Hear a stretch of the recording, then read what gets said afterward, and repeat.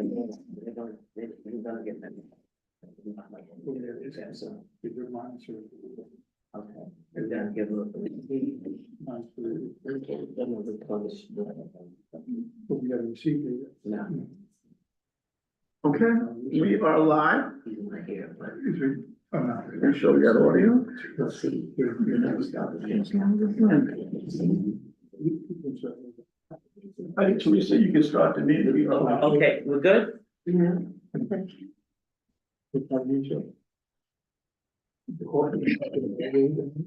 Yeah, that's.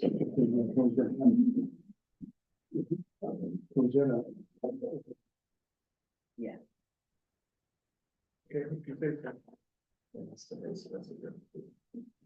Okay. They can see us and hear us. They can. Okay. Good evening, everyone. Anyone? The time is 6:35 and we're gonna start our planning board meeting for November 13th, 2024. I welcome everyone here today. Could I get a motion to? First, I wanna, let everybody know that, we did have a agenda that said council was gonna be on the agenda, but they are not on the agenda. Okay, any other announcements I have? Before we get started? And that's because they, I don't, they just said they didn't wanna be on the agenda. okay, yeah, Okay, they're not ready. Okay. To be on the agenda. Okay, and we're gonna have a presentation of the comprehensive plan and other business that's after the public hearings, okay?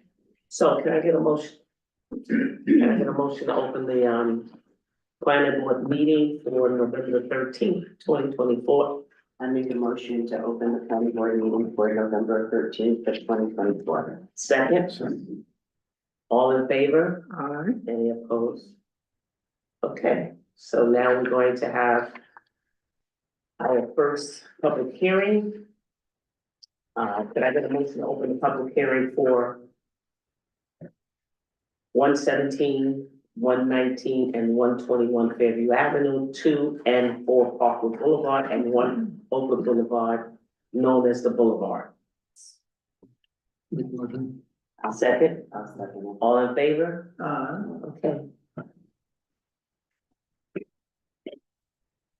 Good evening, Madam Chair, members of the board. I'm Charlie Gottlieb from Whiteman Offshman and Hannah Land Use Council for the applicant.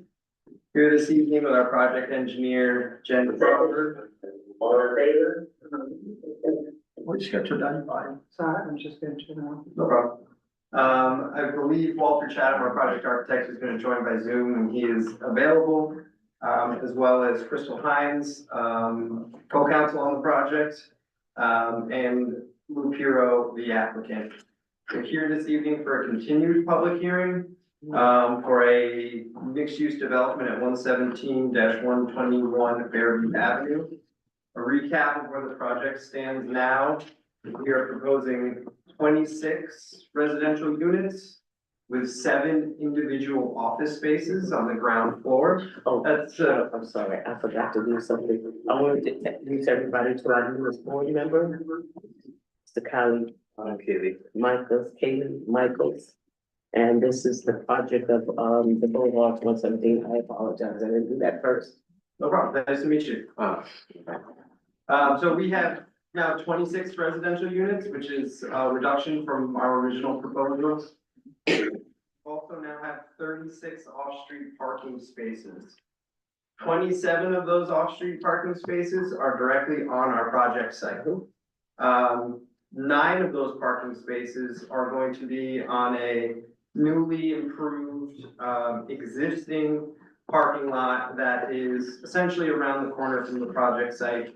And Jen will walk you through those more developed plans that we have. Our recent submission includes a cover letter that talks about what we call the remote parking lot and the zoning compliance of the same. We have revised site plans, which we've submitted, and also a response to comments from Crawford and Associates, our engineers, responding to some planning board engineering comments.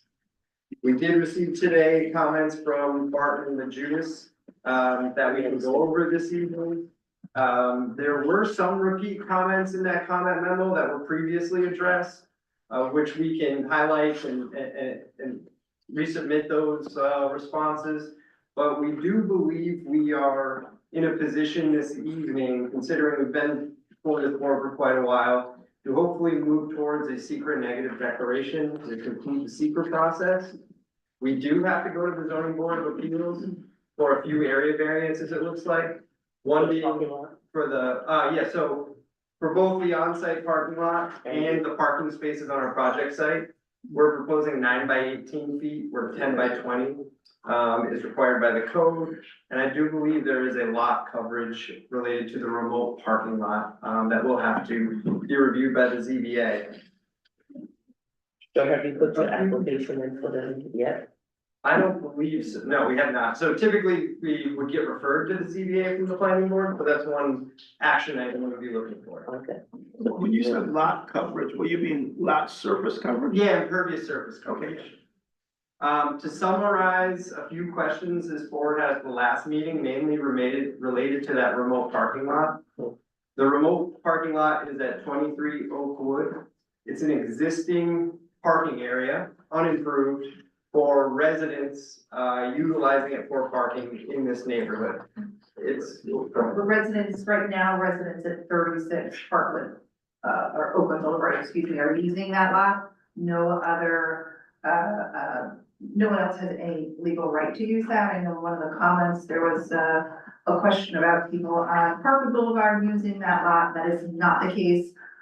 Years ago, the Parkwood and Oakwood properties were owned by the same family, so there had been some use between the parcels at that time. But since taking ownership of that property, BKO Boulevards is the owner. I'm the sole member of BKO Boulevards. No one is not allowed to park in that parking lot is parking there anymore. I know that the question of the easement came up. It's going to copy the easement today, but I can pass along to the attorney. Along with the corresponding back to that. Crystal is, as she mentioned, the owner, the member of the BKO Boulevards LLC. So the plans that Jen will walk this board through show that that parking lot, that existing parking lot can be improved to hold 13 parking spaces. 9 of those parking spaces would be for the exclusive use of the project. Again, we need those area variances. That parking lot is in the R2 zoning district. Within the R2 zoning district, it is permitted use for open off-street parking areas for residents and guests. I know one of the comments, and this board also had a question last time about the zoning compliance of that remote parking lot. We have proposed a lease between the project sponsor and the owner of the remote lot for the exclusive use of those parking spaces, which would be reviewed by your council as a condition of the approval. I know there was a question of whether or not we do a lease or an easement or some sort of deed restriction, but we looked at prior projects that this board has approved where there have been parking spaces off of the project site. The Pocketbook Factory, the WIC, the Return Brewery, and so forth, they all lease spaces for those projects from the city of Hudson. So there is precedent that a lease agreement between a project sponsor and the owner of a remote lot has been previously approved and works. So with that said, I'm gonna hand it over to Jen to go through the plans. What I will just say, one final word here, is that we started this journey with, as I think every planning board application does, was the city of Hudson requires no off-street parking, right? That's in the code. But we've gone on this kind of negotiated process with the planning board, realizing that the concerns of the residents and the planning board members is related to parking. Even without that remote parking lot, let's put that aside for the second. The site now has 1 space per residential unit on the project site. There are 7 individual office spaces there, and our traffic studies show that during office peak hours, there's 91 available on-street parking spaces. So I don't want to lose sight of that, even though we are continuing the proposal with the remote parking lot. Just one question. So when we're talking about the language of the contract, of the lease, that lease will be appropriately languaged to reflect the fact that you will provide parking for lifetime of the project. Is that correct? No, What is gonna be? there's never been any agreement to a lifetime project. So there's two things. There's no precedent for that in the city either. I'm just, so what language are you proposing? I can, let me, I'll do this. So your condition of the approval will require, right? If there is that remote parking lot, that remote parking lot be utilized by the project. Right. A lease agreement is not gonna be for lifetimes and so forth, but the project can't function based on your approval, if that's what you wish, without those 9 spaces being used. Correct. If that lease ever expires, or something happens to that lease, or it's terminated in some manner, then that's a violation of your site plan approval, and that would be an enforceable action by the city. Okay, I mean, we would have to word it that way, Yes. otherwise, you know, the lease could be terminated it's still. tomorrow. Right. Ideally, we do get easements for the life of the project because they are more permanent and they run with the land. So we'll take a look at whatever they submit and we'll go from there. I And to understand. the extent, let's say, the project functions, right? Let's say it's built with the remote lot and those spaces are used. If there's evidence that parking can be handled all on site with those 27 spaces, the applicant would be able to come into this board for a site plan amendment and say, we're no longer gonna use the remote lot, we don't need it. There might be other people that need parking that could use up those spaces, on that lot, and that would be an amended site plan approval. That's the purview of the future Yeah, planning board. And that's Yeah, right. okay. Okay. So, you know, I'll just do kind of a brief run through, you know, I know you all have seen. Now, what are we looking at? I'm sorry. This is the off-site lot. Parking lot, okay. would it be helpful for Callie to go through the project plans as well? Sure. We were gonna bring them up this fall. No, okay, whatever the board wishes. Yeah, we're gonna do that. Okay. So I'll just dive into the off-street lot, so this is the newer, we've updated, all of the plans. Does anyone need to see that from the public? Um, You know, is it any way we could put it on, you sent it to us, so can you put it up? No? Yeah, I'm just pulling up Muni Collab now. Okay, see if we can see it on you, cause that's one of the things we're gonna start doing is try to put it on the screen. That's why I have the screen face this way. You guys just gotta turn your necks like the owl does, you know, and look at it. Can you see everybody? Is it okay? It looks like just white. Well, it looks like a blob. Yeah, this is not sure. What looks like a blob? It's just a white. Oh, you're talking about what, no, he hasn't put it up yet. No, he hasn't shared it, He hasn't shared it yet. he's getting it. Well, no, pull it up with this, starting out, now it's not hard to see. So here's Paddock Place in Oakwood, this is an existing, curb cut entrance here. Maybe I'll wait. Yeah, Yeah. It's. Should go to the bathroom. I just want everyone to see. yeah, well, it's trying to. I know it's for time.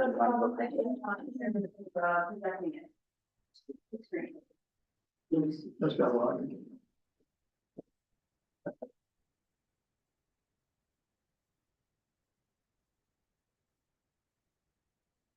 It's gonna make, since it's a different computer than I usually log on to them, just go ahead and, Well, what you have to do is rephrase the chairperson goes back.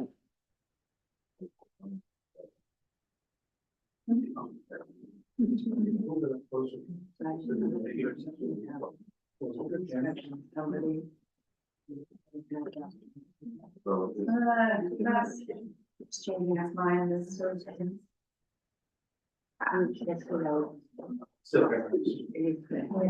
It's better.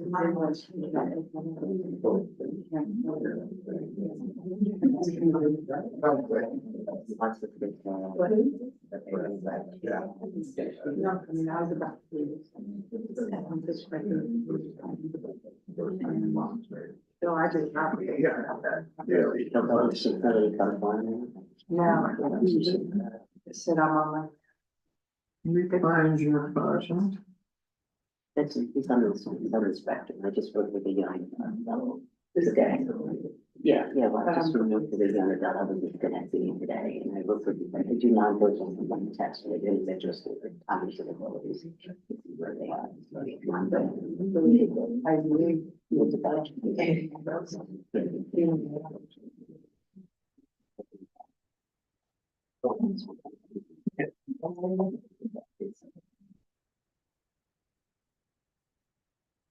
It's the thing you just uploaded up. This is something we submitted about 2 weeks ago. It's in my 28. It's in my, yeah. 28. Yes, go down. You want to change it? On 11.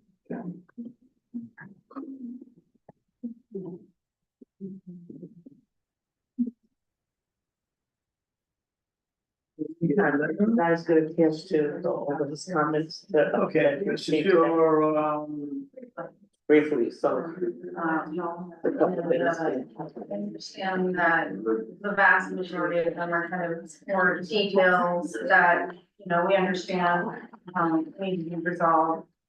Site plans approval that don't necessarily inform environmental impact, Mhm. you know, Okay. from the seeker perspective, and kind of taking our next steps. So there wasn't a narrative just on the parking, right? Yeah. Just your cover letter. Yeah. Okay.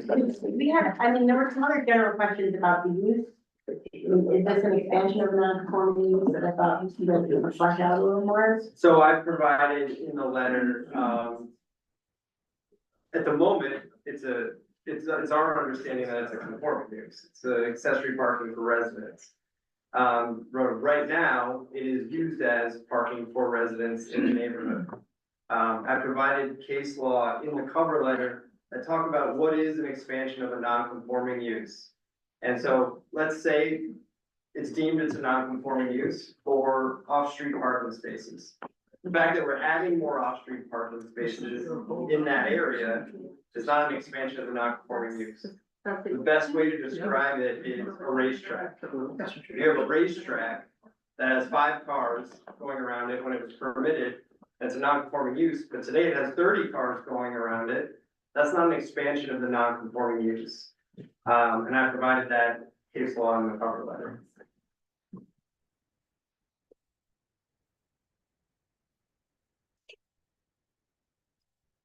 Randall found the, yeah, I should have brought his glasses so I could see you over there. I can bring it back. I can share, I guess. Share. you know, this,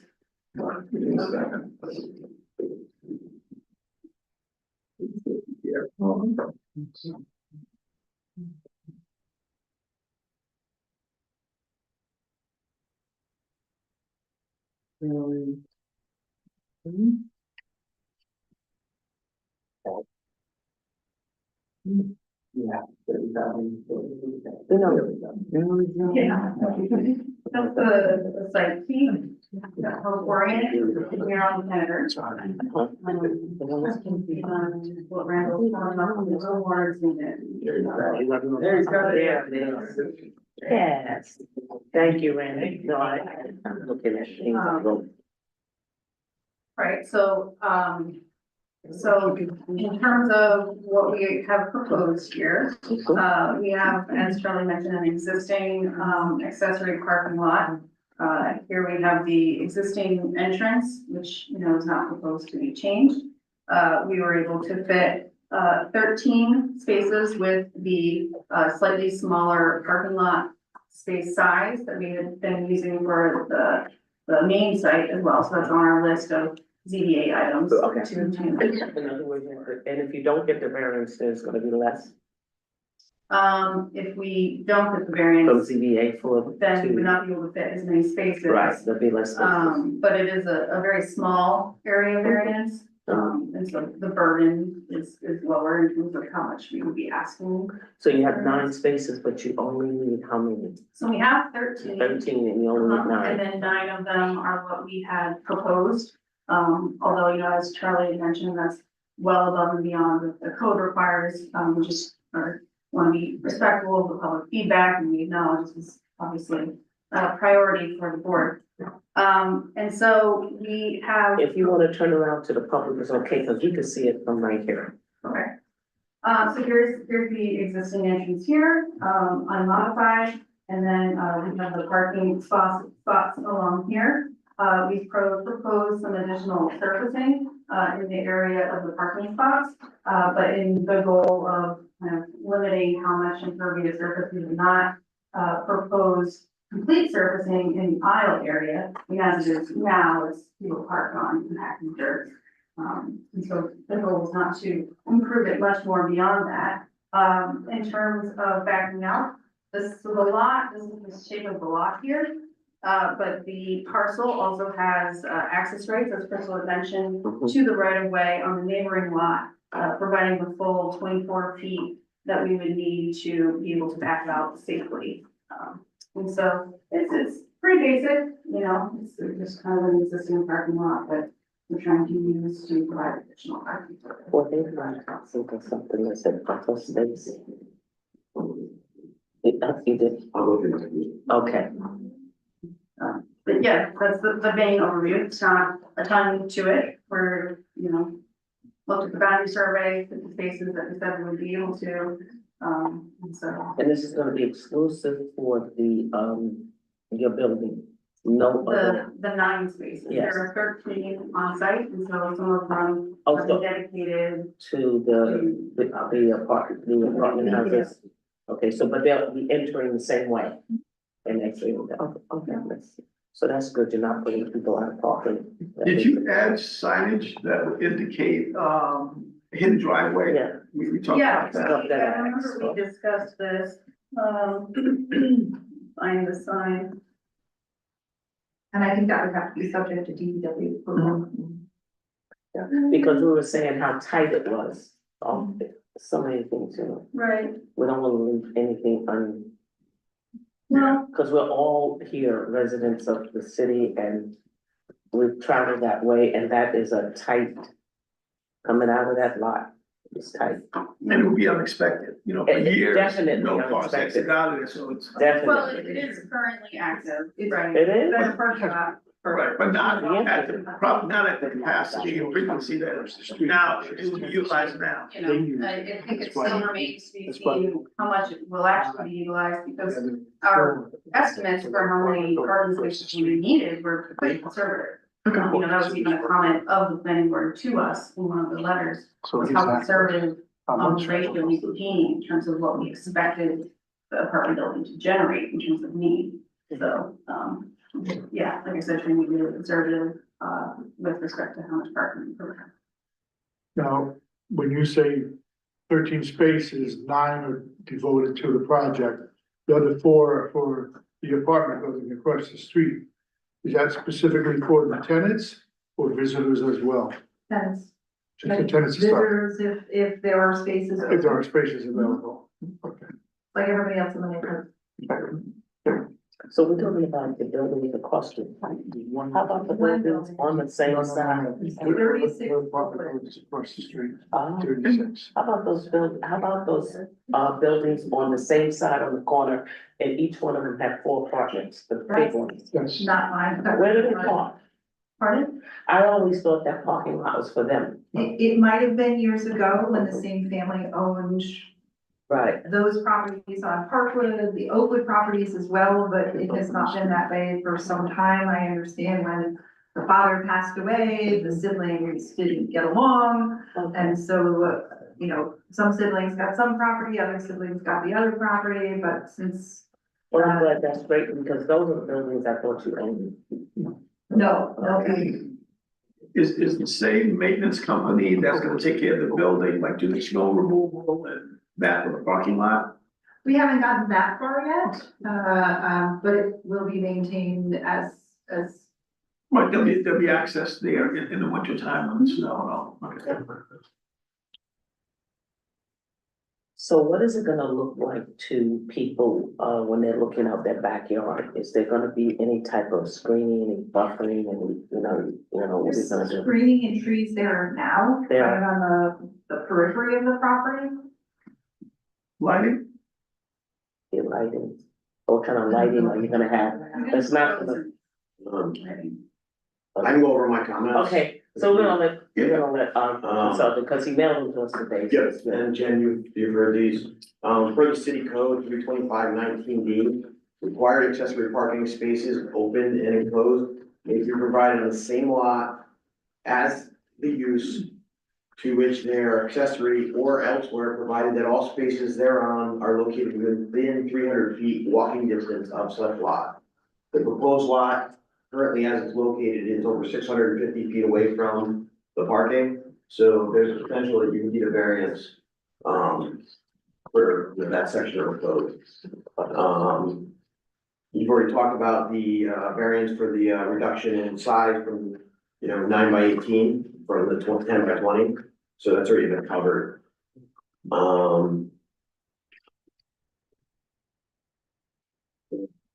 We know I need the lot coverage. Yep, the lot coverage is one. Right now, you're standing at about 70% lot coverage.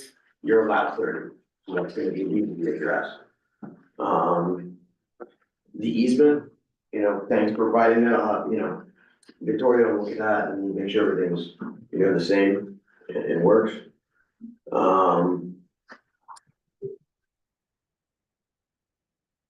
The proposed aisle width being 24 feet, that really should be a improved aisle and not grass. In winter conditions, when it's muddy, you're not gonna have access, so you really need to have that full 24 foot, You're also gonna need to provide a detail of what you're proposing to use. You call it as a pervious, what is it? Nothing was provided. Have you guys got that far yet, or? Well, I am interested in your feedback on, if we were to propose a pervious surface, that would absolve us from needing a lot coverage variance, correct? It depends on what you're gonna provide. Mhm. If it's a grass pave, I would tend to steer away from that. Grass paves really don't do well in winter conditions. Snowplows rip them up and tear them apart. If it's a gravel pave, and that's more of a Craig question, whether he's gonna consider that a, lot coverage question. So I would talk to Craig about that. Okay. And if I had to work, Yeah, no, I mean, I think that, we were looking for some more input in kind of what would be acceptable in terms of servicing. As it stands right now, it's just compacted grass, and for the folks that use it currently, it hasn't been a problem. I recognize we're increasing the number of people that might be using the site and, the wear and tear to it. Yeah. The code does say dustless surface on it, so that's a gravel, pavement, concrete, something of that nature. It's something you're gonna need to plow, you really can't plow on grass. It is hard to, plow, pervious. Could I just ask the board members how they feel about the 600-foot distance? Because if board members are comfortable with it, we can have a conversation about whether a variance is needed or not. You're talking about the distance of this remote parking lot Yes, to the building itself. correct. I feel, the tenants people moving in will have the option and consider if that's what they want to do, and if they can accept that, that's fine. So I think for our purposes. It's not for the tenants, it's gonna be for the office Offices, people. yeah. So those that come to work, they just have to park there and then walk to the building where they work. And if they don't like it, they just won't work there. And then they can Yeah. Anybody else? That's my opinion, so, Dr. Young, no, Jean. I don't have a problem with it. I know the area, it's a short distance, 600 feet. It's not a bad walk. I know the area. But tell them the requirements before they. It's 300 feet in the code. Right. And the code says 300 feet, but it's 600 feet. So if. So I think there's an argument here that because off-street parking is not required, they're proposing this to help allay your fears about the parking and, the neighbors' concerns in the neighborhood that if this were required parking, it would have to be within 300 feet, but this is, Not required. something else. Yeah. So, there may be a way, I'll talk to Craig about his opinion on that. Okay. So they wanna know how we feel about it, so Jean, okay. Yeah, okay with it. That'd be enough. I don't have a problem, it's good exercise. Double, you know, for the employees, sometimes I walk further away, I park my car further away so that I can walk into my building. And I that's mean, I walk. Increase your cardiovascular. No, you're right, because I think even Walmarts make their employees park the farthest Furthest away from the And building. they're 600 feet. Exactly. Yeah. But I'm glad you made it for employees and not for residents of the building, so that was a smart move. Yeah. I appreciate it. And I just have, and I assume if there was anybody that's an employee that has a handicapping condition of some sort, then there would be a parking spot for them closer, right in that designated, area, correct? Yeah, You know, that's absolutely. what I That's- remember. that's You're required being- So, by so then that's, you know, everybody else, they just get a little bit more fit. Yeah, so there was two more issues, potentially. No, I don't think they, Yeah. Yeah, It What do you makes sense, it's adequate. Kelly is not up to par yet, but think about it, I'll give them the scenario. Are you familiar with the boulevards over there, Fairview Avenue, right across from the gasoline station? Yeah. Okay, they wanna build a building there. Are you familiar with, is it, what is Oakwood, the curve on Oakwood going around to Parkwood? And then, what is There's that? Glenwood, Parkwood, and Oakwood. Yes. On yeah, Oakwood, there's about- it's there's bad, about- it's a corner, Okay. to the left going south is an open area of the parking area. They wanna take 13 spaces there, Yeah. just for the employees, 9 spaces. But the employees will have to walk from the project on Fairview Avenue down Oakwood or Parkwood into that parking lot. The requirement is 300 feet, but we're suggesting 600 feet is okay, so that's fine. And so all considerations would have been given, but for potential like traffic hazards, like any like cross traffic, I mean, that's not gonna be a consideration. That wouldn't be a concern. Is there a sidewalk on? Well, so there is sidewalk connecting the remote lot to. Not- Not on Parkwood. On the, On Parkwood is sidewalks already done, Oakwood is only partial sidewalk. Right, on the other side of the street, right? Right, on the left side or the south side. But they would be taken, because the residential, I mean, the commercial side of the building is gonna be on, Oakwood. right, we provide, you know, in the design, we provide sidewalk almost surrounding the entire site. I mean, it's, well, because we provided sidewalk, you know, the applicant is committed to kind of. So you're helping the saying city with their it's only gonna be a goals. short walk with no sidewalk? There's sidewalk away. You can, On the park side. On Parkwood. For us. I know, but they're gonna be, the commercial side of the building is on Oakwood, right? That's It is. where the So office. if, probably the preferred way that most people would walk is that sidewalk on around Parkwood. Right. And then we go down, they can go right through the parking lot. That goes over. Okay, so it's gonna be, There'll okay. be an entrance to the building for them to go into on the Parkwood side, Oh, all right. in addition to the Oakwood side. So they can access the building either way. That and sounds they, good. they can, you know, if they don't feel comfortable walking in the parking lot, there is sidewalk proposed all along Fairview. All the way around. All the way. And, right, okay. Well, I mean, I know it's winter time now, so, I mean, of course, unfortunately, the reality is that we at some point gonna have a snowstorm and with that, you know, it can be a bit slippery underfoot walking in the afternoon of the snowstorm, so would there be adequate, you know, like sanding or dirt, you know, like for the walkways? Yeah, I mean, I think it's important to remember also the city passed a law last year taking ownership and maintenance of the sidewalks under their responsibility. So, you know, as with every other property owner in the city, you'd be reliant on the city to clear the sidewalks like they committed to. But at this point, I think maintenance is still on the property owner, Yes, so then, yes, and the resident neighborhood. yeah, you have up to 12 hours. but you're gonna have an entrance from the parking lot to the building. 24 hours. You're gonna have a pathway, right? Yeah, Right? there are doors. On premise. Right, so that'll be cleaned by you You'll be guys. maintaining You'll be all maintaining. the So sidewalks in the if, parking lot. if a few of the neighbors, the residents don't clean it, they just go through the path that you've made for them. Right? Well, Well, we can't do the whole block of Parkwood. right. That's gonna be the home. Okay. Heard that. But yeah, good, great question. Right. Yeah. and the city goes to. But I anticipate if the weather is that bad, that people probably would be, we all learned remote working in the pandemic. I would imagine if the weather was that bad, that the employees would work from home. Right, because of his question, it made me think you're placing people on other people's property that normally wouldn't be there because they have to walk to. But you're right, you probably wouldn't have them in there. Right, That yeah. makes sense. Because it's an office building, it's not whatever they're doing, it's lawyer's office, you said, right? It's lawyer office, right? Lawyer office. It's a professional office. Professional office. Yes.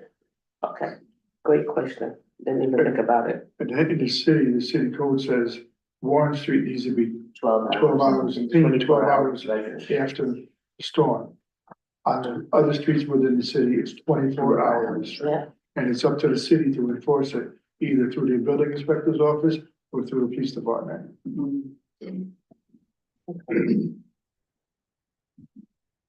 Brandon, what you said? Okay. I had just one more question, not on this part, but, is it the Army Corps of Engineers that would, authorize any sort of traffic devices or slow down, cause that, on the street, on, It would be the New York State Yeah. Department of Transportation. Okay. No. So on, Parkwood and Oakwood, it would be the city. City Hudson.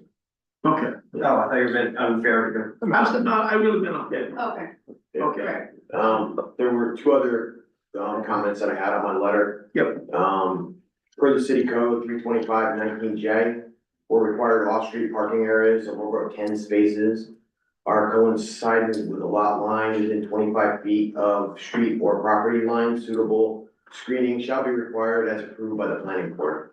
So you as a planning board have a right to request screening from the neighbors, along that parking lot that they're proposing. Cause it is behind a couple residential homes.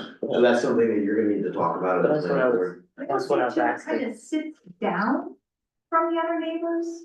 Oh, you mean the top parking lot goes down Correct, there? topography, so you've got Oakwood kind of goes up, to one side and then Parkwood up on the other side too, so, any kind of lights, I think would hit people's windows because of that topography. Well, we would like to see what lights you're going to, what kind of lighting. No, I mean, it's about Headlights. As like, Oh, headlights. We're not. The parking lot's not gonna be lit at night when they're coming to Currently, the, no need for that. One is, if it's for, well, granted, I go home when it's dark and, but, office spaces. it's more screening so that the people in their home aren't looking at it. That's what Yeah, it is. I understand what you're saying, cause it does sit down Mhm. a little bit. But historically, that's what they've been looking at. And it's more of a grass field, if you look on Google Earth or Right. on the site, it's not really a parking lot, there's a small, gravel area. So they're looking at lawn, not a paved surface. So now you're gonna pave that with 70% pavement, you might wanna consider screening it with some trees or some shrubs or something like that. Well, when they pave it, are they gonna bring it up a little bit? That's another thing they're gonna have to provide detail, providing drainage. Okay, Because the plan didn't include any, grading or drainage, as part of it. And then the next one, probably getting to Randall's, concern. City code 325-21A, no entrance or exit from any accessory off-street parking area with over 10 spaces shall be located within 50 feet of an intersection of two street lines. Currently, they're about 40 feet from the intersection. So per your code, you're not allowed to put a parking lot exit or entrance within 50 feet. They're at 40 feet, so they're under that, requirement. So that's. So they would need a variance, What's that? so they would need a variance, potentially. Or a couple of signs. Well, we can definitely put the signs, but, Yes. since it's an existing use. Surely. how would you feel? Well, I think it falls under the kind of the same concept with the distance from the 300 feet versus the 600 feet. It really is applicable to required parking. Right, but I think this is a safety, This is a safety concern. safety number, so I think you guys should think about how you're gonna address that, because it has to do with site distance. I don't think it falls in the same category as how far the parking is. So maybe it's an existing condition, maybe. you It's an can existing address it. condition for 4 cars up. Yeah. They're pushing it over the 10 car limit. maybe you put it in your variance application and you go for them. Yeah.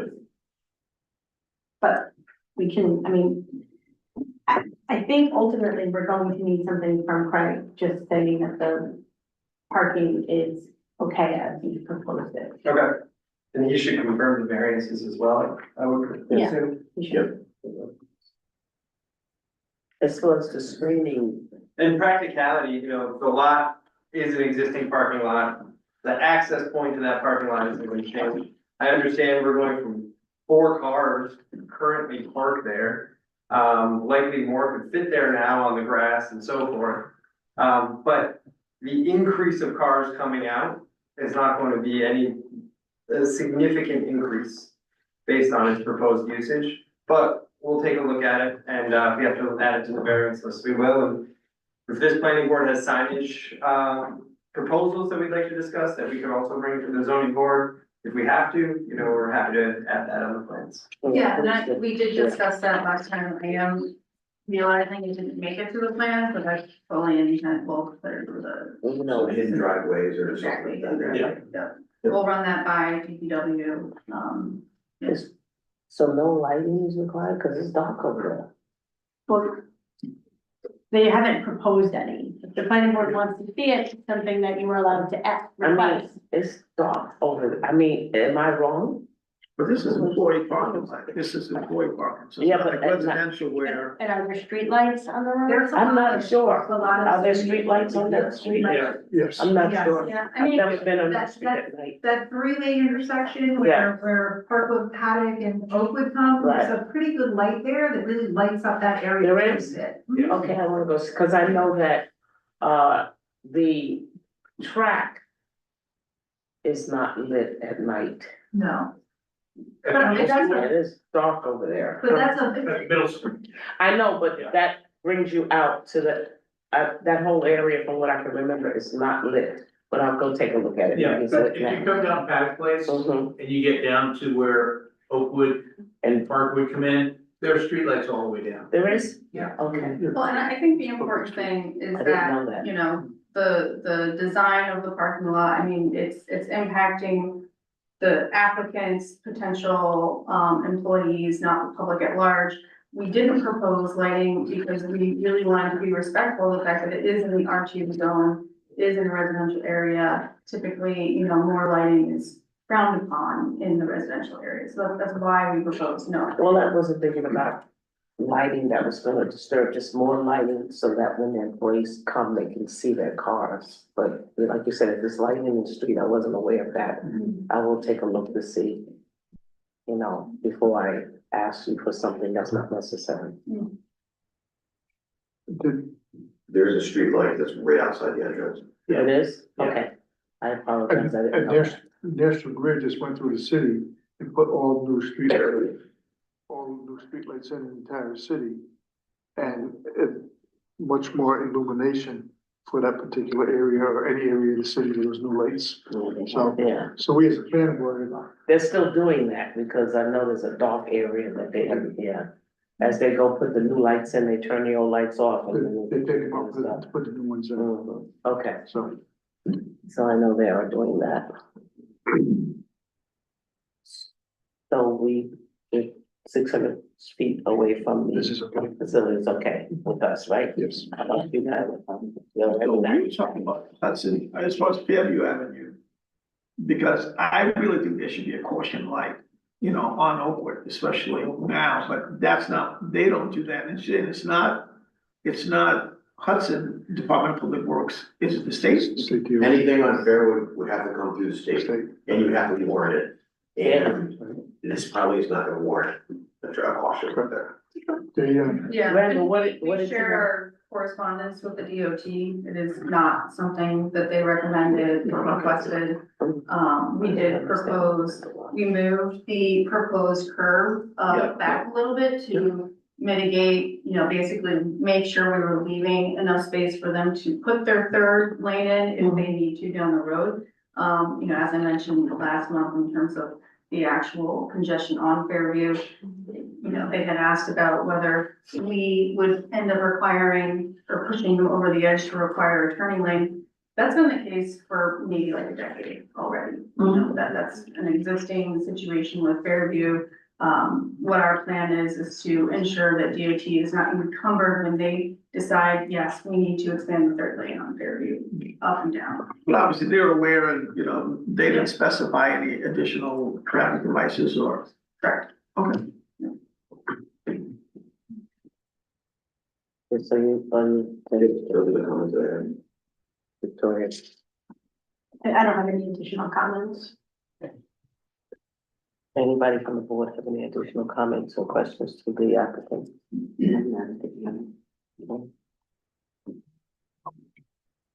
So, we can't close the public hearing on you right now. As much as we all would like to, there are other things that, other things. We didn't hear from the public yet. Oh, I forgot about the public. I'm sorry. I think I'm maybe coming down with a cold or something. Are there any questions from the public? And, okay, Teresa, you don't feel like standing up today, so we can hear you and see you? You mentioned 91 parking spaces. Where are they? That they're, you know, you said that at the beginning, like where are these 91 Oh, parking it's spaces? in the parking study. Yeah, that's what I meant. That's in the Where parking study. are they?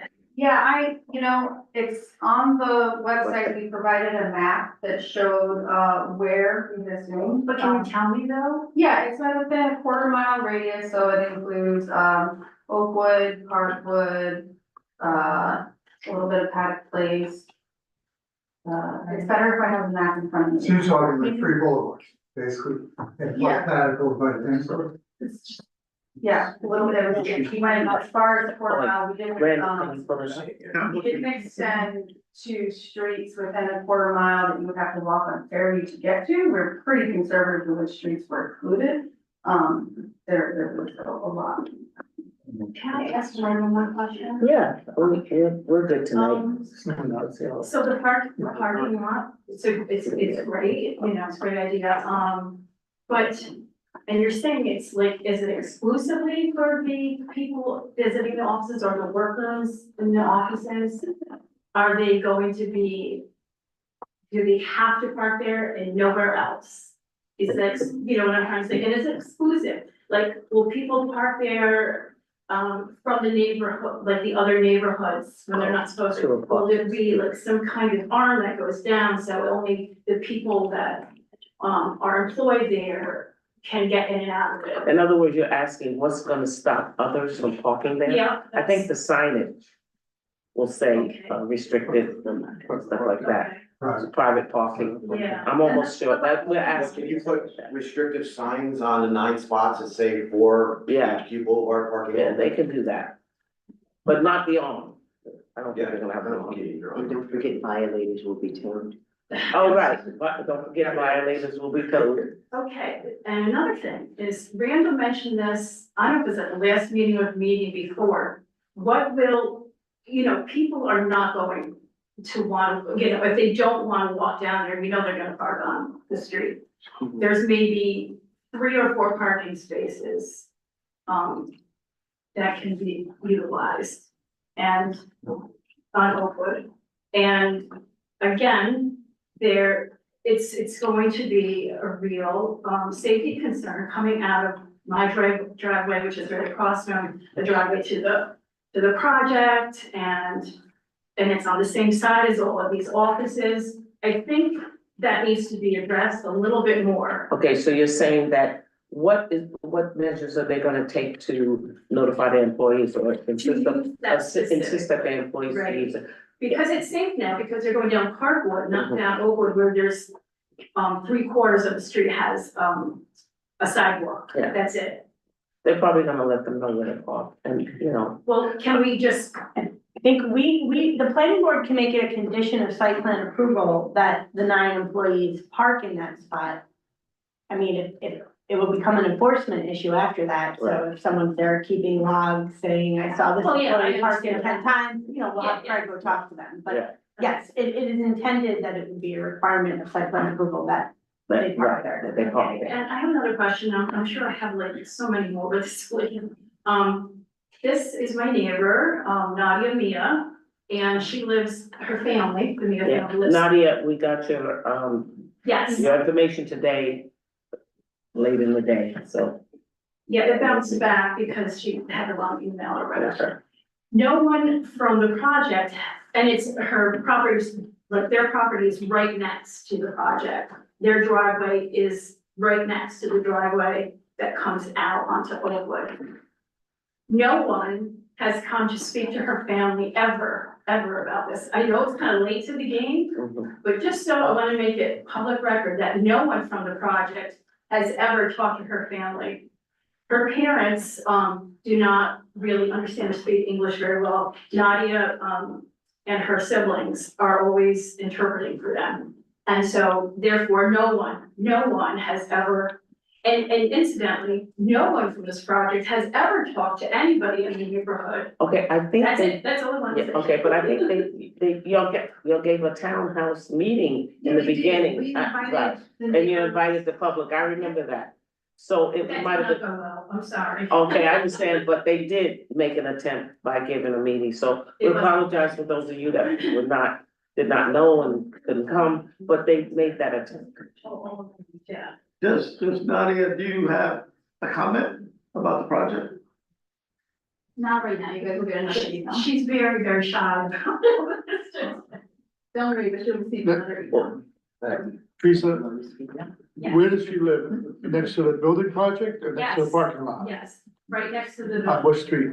I don't know, right across the street from my house. Okay, That's next to So the what is project. it, number yeah, three? okay.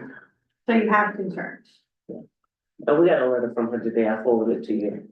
As I forwarded it to everybody. And we realize it's late to the game. Yeah, it was late. Again, Yes, but we're still in the public hearing, so nothing is not too late. Okay, we thank you for your comments. Any more comments from the public? Is there any other place that this place can go? That this project can be erected on over there, besides that area right there? Not really, because they own the property, so they have the right to build. It's in the code for them to build. They can do it. It's permitted. And we're here just to kind of go over the regulations. You gotta make sure going it fits on the site. Right, that it fits on the site. It's the property, it's the builder's property. They came to you or y'all went to them? No, they come to us. Yeah, they have to have planning, site plan approval. But it's a permitted, project by the code, by the city code. Okay? And I'm gonna remind everyone, remember, we do have this online portal of Community Lab, so if you wanna see the traffic study and really kind of detail it, you can see it. right, I sent it to you. Yeah. Yes, thanks. Okay, but anybody for any project, just sort of a PSA for a new, planning board portal. Yeah, everything's on our new portals, you know, you can just go on the city website, go onto the portal, see all of the projects. No, not again. Yes, go ahead. Thank you. I knew there was one more thing. The buses, is there any way that? I can't hear you. Gotta stand up so I can hear you. Okay.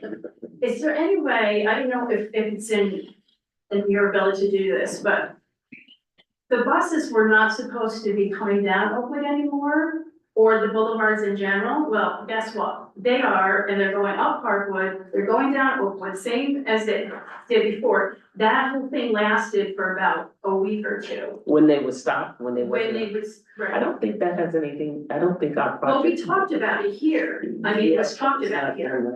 Well, I mean, were you talking about city buses or school buses? School buses. School buses. I mean, I think that's really, But it was City addressed district. here. Yeah. Yeah, it was addressed here before. I think, Gene, we talked about, like you talked about. Right, now, when you say the school buses, they were coming and going out Oakwood Boulevard, but they changed it to go into Oakwood and out Parkwood. That's what they were doing. The thing was supposed to be that there were, And who says that? somebody here said it, and then, someone that I know that drives. Somebody in the public said it. Mhm. And then someone who actually rides on the bus, she's a bus aide, said that they were all told not to go down Oakwood. We don't know. And there is an alternate route around, Harry Howard, because then they come down and they'll go right into the school that way. Right. There's no need. I just remember this specifically, that there was only one bus stop on Oakwood, and so there's only supposed to be one bus that came down. I remember this conversation that we had in one of the meetings.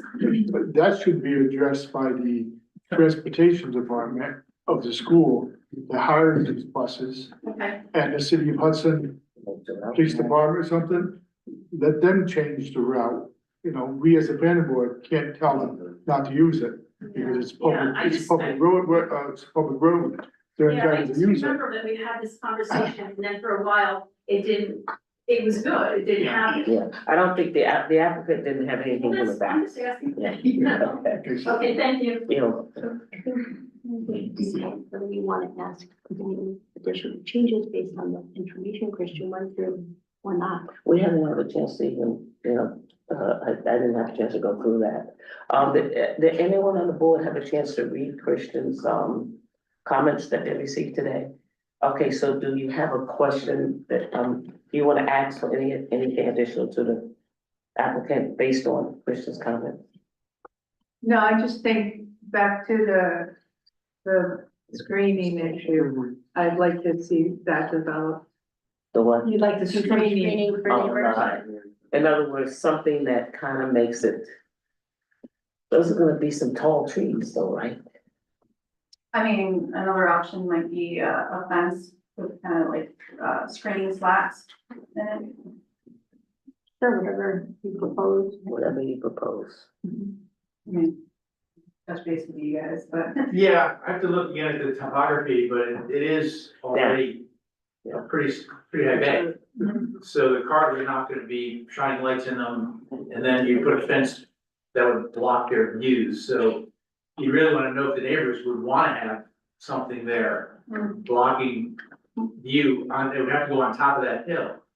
Would it have to do a site visit for the board members? Yeah, that's what I was, Cause, yeah, that lot is kind of lower than the houses are. There's a picture. Oh, there it is. So this is the parking lot and there's houses that are above it. Oh, it's not low. visually, I need to see.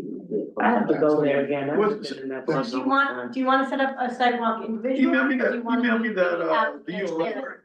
Google Earth. I can do it individually, I have no problem. Yeah, we can do it in the That's, those, Christian, those houses around That's that, for these Oakwood mini Boulevard projects I side. drive around Not two, three Parkwood times, Boulevard but Those are on look at Oakwood, Lowe's yes. Right. Park and. So And Parkwood is higher. Parkwood is higher. higher, okay, cause I know there are houses that's much higher than the bond. Yeah. Well, please come back with something. 4 times. Yeah. Do you agree with that, everybody? Apart from screening, are there any other issues that the applicants need to address? Just with again, with relationship to the screening, I think more like planting than fencing. More trees than just a Or fence. shrubbery, or there's so many things that. it could just- grow. I know, just speaking from personal experience, at this point, you have a tree at the back of the lot, and one of the Yeah, I'm neighbors gonna- actually asked us to take it down because of the mess that it creates in his yard, so I'm not sure really trees are what people would want. Yeah, I'm not saying trees, I'm saying screening, and by screening, I mean plantings, not fencing, but that's just my. Some type of a hedgerow, Like a evergreen. shrubbery, Yeah, or there's those, there's so many like hedges and different, shrubs. Otherwise, with deer on that. Yeah, nothing that will become a nuisance to the residents. there's I think also, if you're gonna screen it, like the Oakwood side is up a little higher, I think we have to plant something tall to screen it. right, Because those are above, looking down into that like a shrub, I don't think is really gonna. no, but like Is the I don't concern know all the- screening from the road or from the neighbors or both? neighbors. Okay. Well, if there's the concern too about the screening and what actually is there, and you said you're not sure with the neighbors, can a quick survey or a tally be done just to find out what your neighbors might like? If you were to do some screening there, is that a possibility, or is that out of the realm of possibility? I also Small question survey. whether, at this point, we should be sending the notice to the neighbors for the next hearing, because this way Mhm. they can't say they didn't get notice, because now that this has been added to the site plan, Well, are they they may tenants, not be aware. not homeowners, most of the people that think you have a reside mixture. there, yeah, I I don't think know. you have a I would mixture. just match plantings, whether it's shrubbery It's meant. or, you know, you see everybody sees like, I don't know the names of them, they could be kind of evergreen, I don't know. There's arborvitae, which grow Arborvitae. pretty tall Yeah. quickly. And the ones that's retarded to deer and all that stuff.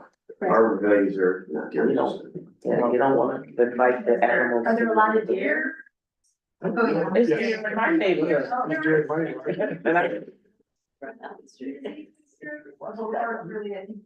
Got a little bit of a reprieve from deer a couple summers ago when it flew through, Yeah. and took out a huge population. With the. Well, So, The gratitude. okay, so the board does want to see some screening. Yes. The board is happy, so generally with the layout, we wanna see the final signage. you want to see the restriction. signage Right, and the materiality of the surface. And in Christian's report, we talked about the fire department and contact with the fire chief. Correct, they said they talked to Craig through some emails. We did also meet with the chiefs, Yeah. But We're you're just looking for some kind of documentation. documentation that you did give them. yeah, we submitted, a site plan that did not really change in terms of where the apparatus access was proposed. Okay. He signed it, we submitted that, he signed it, provable, right, because he doesn't approve. Yeah. I think that's already on the record, Who signed that? correct? Craig's not the fire chief. He's not, but he's the authority having jurisdiction. In our That's meeting true. with Sean, he did, indicate he defers to Craig. He doesn't use site plan review, he does emergency response. Okay. And just so the board knows, the applicant did add the turning lane or the, turning lane, not turning lane. motion light. Third lane, The one on Parkwood or the, The pull-off. the pull off, yes, thank you, for the garbage trucks. correct. Okay. So that was added for our last conversations, so. Now, when they sent us something about that buffer, what was that all about? They sent us an illustration of a buffer. That might have been the map that we were just talking Yeah, about, that illustrated Yeah. visually where the available off-street spaces were in the parking study. Which may or may not be a new point because we provided so many off-street parking spaces as well. Okay, so that's, Since that was, you know,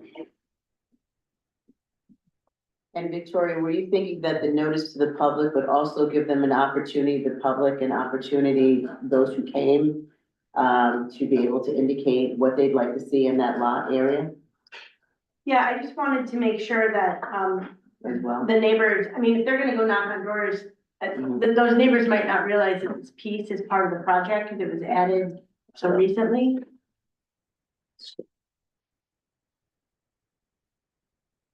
So, we can, I don't believe our code, I don't think we send notice. No. No. no, So, it's the. we could ask the applicant to mail a notice and just give us an affidavit that they sent notice.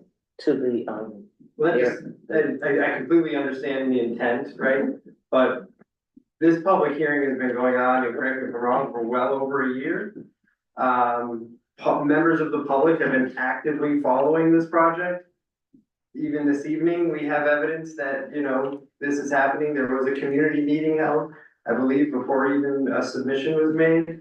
To now kind of manufacture additional notice requirements, considering we've heard from pretty much everyone in the neighborhood at this point. I don't know how necessary that is, but I hear you, Mr. Gottlieb, except that this particular piece of land, 600 feet away from the project, was not part of the project during the prior year in discussions. And I also want to make it clear that that whole delay was not due to the planning board. thank You know, you. the applicant went back and made changes, so I don't want to pretend or let the record reflect that planning board's been doing this for a full year. There've been a lot of delays, you went back, made revisions, and I think the process is better for it at this point.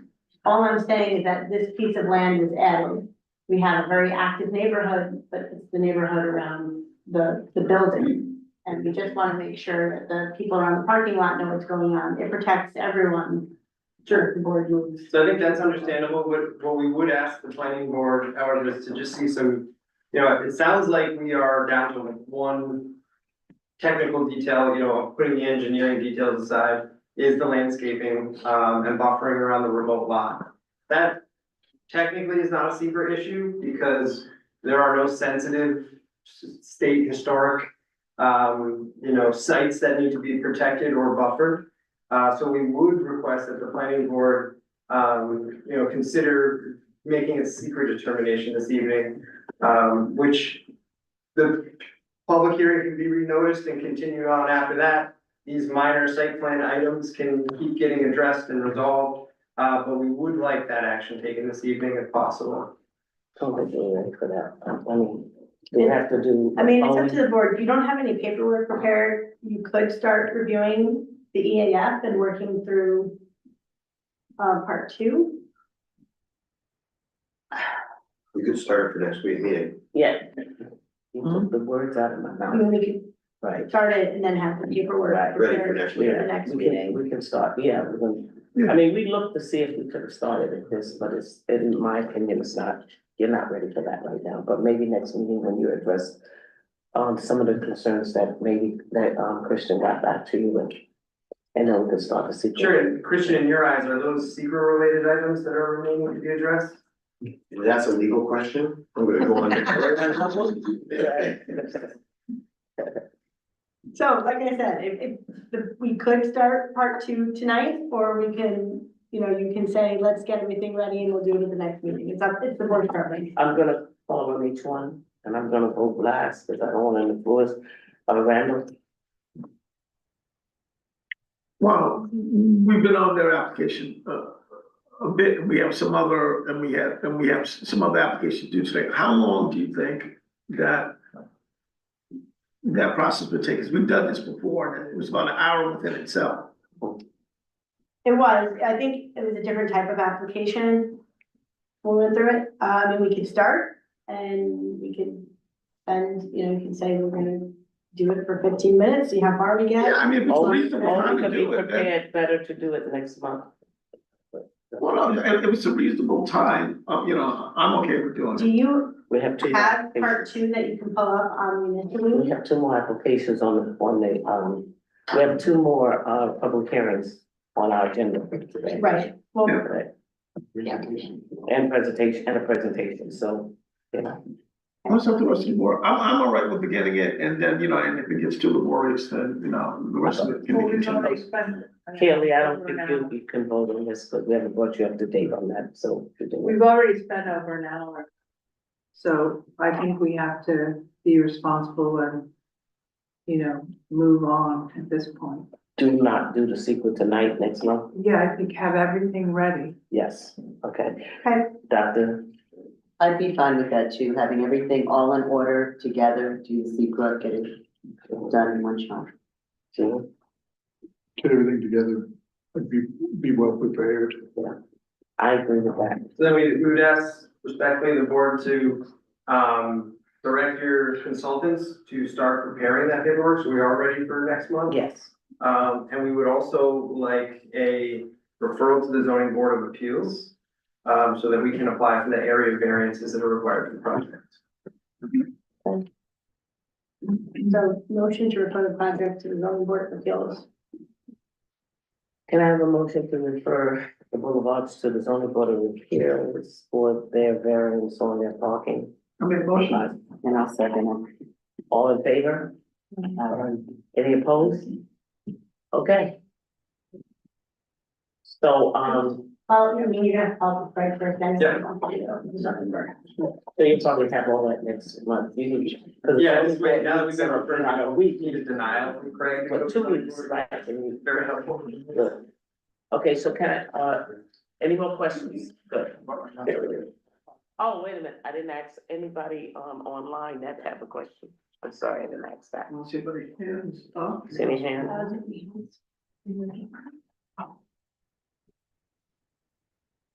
I don't see any online comments. Need money from.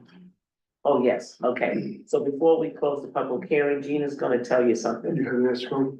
Yeah. The escrow account is short. Boulevards, you're short $3,331.09. Okay. So we're gonna send it. So we need a motion to replenish the escrow account. Okay, Can I get a motion to have, the boulevards replenish the escrow account in what amount? Where are we, about, consult fees and I mean, I think sounds like you're close to the end, you just need to prepare the final documentation. Yeah, go through the final review. so what do you say so about the, Article ten? the 3,300 plus short, Uh, $3,331.09. So if there's additional monies needed before the, this is in the before the end negative. of the project. Plus five, so 8,300, is that sufficient? Okay. How much was that? Whatever it is, 8,300. plus 5,000. Oh, plus five, all right, that'd be, 80, You'll refund the balance if you don't spend it. Yes, yes. right, yeah. Once you get this, the official stamp, we do refund the balance. We'll all go out, so. Do we have to make a motion for that amount? Yes, make a motion to replenish. Okay, So I make a motion to replenish for 8,000. 8,300. 8,200, yep. $8,300. Can I get a motion? Oh, you did that. Second. All in favor? Uh, Wait a minute, who first did? I didn't mark. Randall, And who second? aye. Gee, what was that number again? Who's that? 8,200. The total amount, 83, 83,3109, 83, 3109. 09. So with those bills being paid, you'll have a $5,000 balance. Shouldn't, no more coming. don't have that checkbook tonight, but I will. That's get okay. it here. You know how to sell my money. And We gotta send you the resolution anyway, and it's not mine. It's just the adjacent neighbors that surround, that directly. Right. touch, That touches the lot, that's it. Okay, how many houses is that? 5 to 6.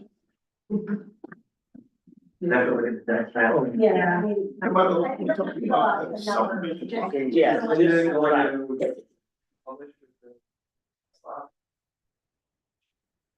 Right. Yeah, we will ask them to republish it. Okay. There's 6 lots. I'll put together a draft notice and send it over to you. If nothing you haven't seen before. Okay, great, perfect. Thank you. Can I get a motion to close to No, continue. continue the public hearing for the boulevard So we are. to, December, when is our next meeting?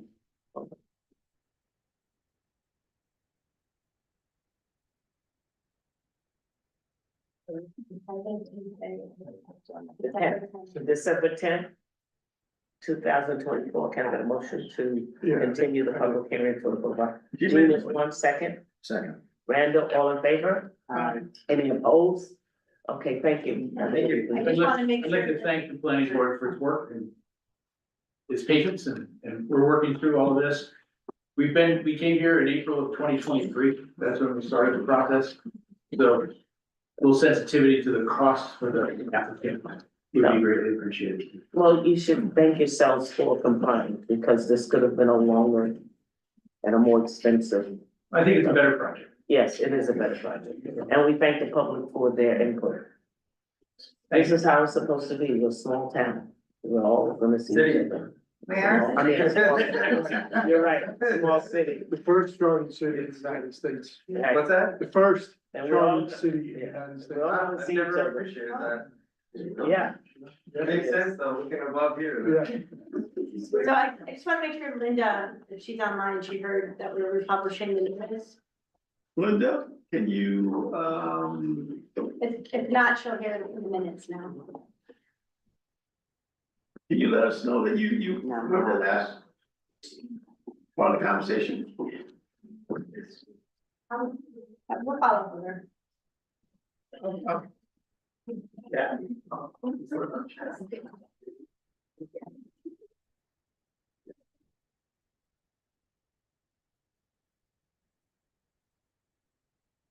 Okay, can I get a motion to open the public hearing from, Mill Street Lofts? Second? I'll second it. All in favor? Any opposed? Okay, Mill Street, Chairman, members of the board, my name is Justin Lee, Development Associate with Coin Realty and Development Group. you're new with them, right? I am, I've been with them for a few years. I'm filling in for Sean Klein tonight in the prior engagement, and he sends his apologies for not being able to attend tonight. Joined by Victor Tricon here, Bryce from CPL, our civil engineer. We have made a few site plan adjustments. Last month, we adjourned the meeting to make these site plan updates. I don't believe these have been formally submitted to you all just yet. We will following this meeting and for next month's meeting, but we wanted to come tonight anyway to give you all an update on the project and let you know that we're plugging away and moving along. So Did you submit that? Is that? this has not been formally submitted yet.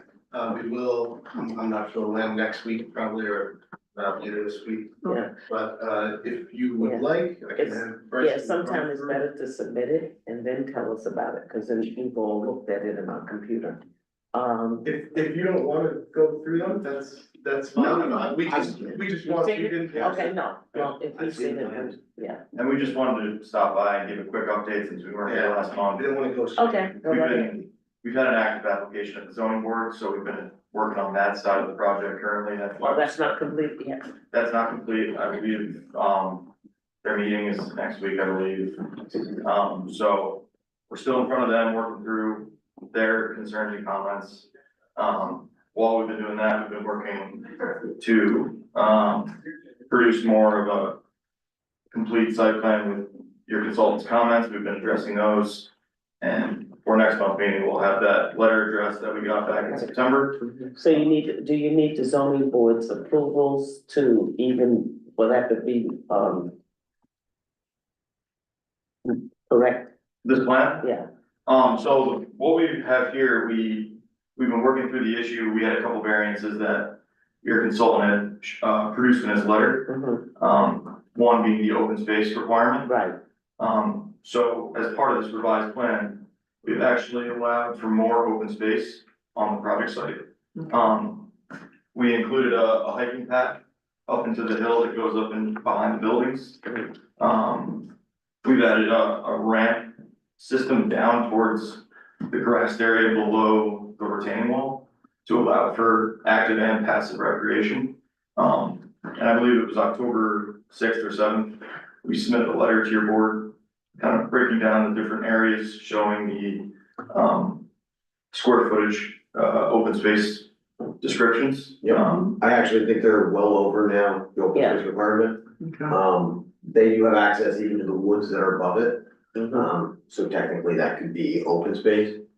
and then did it mention about the park across the street also, different? That's not on their property. I know, okay, So they're well over it, they don't need a variance anymore. And the other one being the size of the height. parking stalls, which I think was mentioned in the last application, same idea, and I forgot the measurements exactly. Not so you're not here today for the, height variance? So we are now proposing that, by a deed restriction, that it would be affordable in perpetuity, so it's not, I don't want to correct you and nitpick, but it's technically not a variance, it's just, it would be a part of the site plan approval from you as opposed to getting a variance from the ZBA. Yeah, but what does that do with the height? Yes, There's provision in the code that if the development is, affordable in perpetuity, which is now what we are proposing, that Gotcha. the planning board has the authority to permit an additional height, so that is now what we would be seeking from you so it's alongside. not, it's not a variance, it's just a height approval? Yeah, I don't know what the technical term is. I think the code uses the word It variance. does actually say variance. So variance. So, let's say, as a practical matter, so that the building in the front facing is gonna be, you wanna raise that by what's the differential? We won't be raising the height at all. It's just purely number of stories. Gotcha. So the height that we proposed is gonna remain.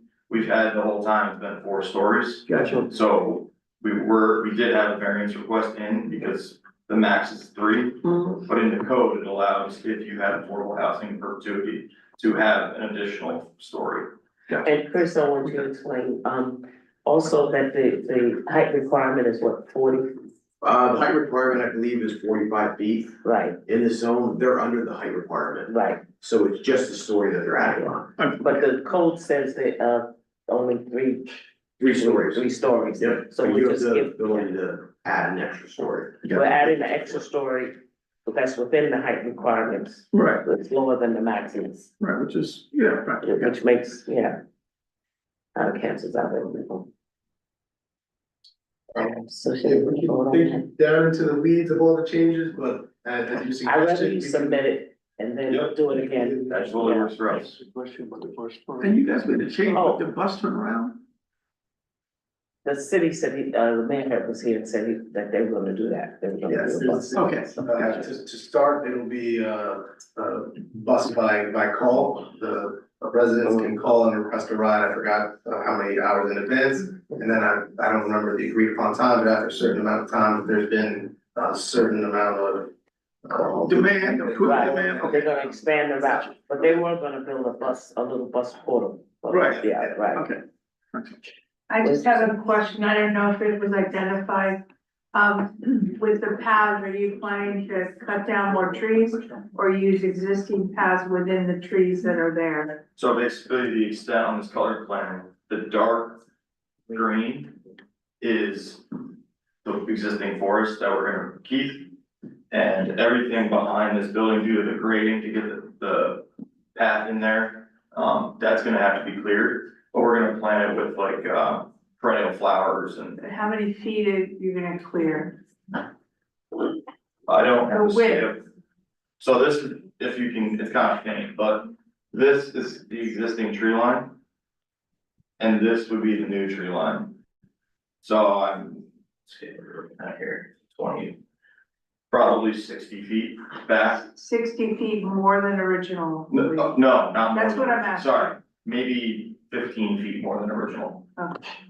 Cause the building was here, and so I think we had, before we put the path in, it may have been 20 feet back from the building. And now we're probably 40 feet back from the building, so 20 feet.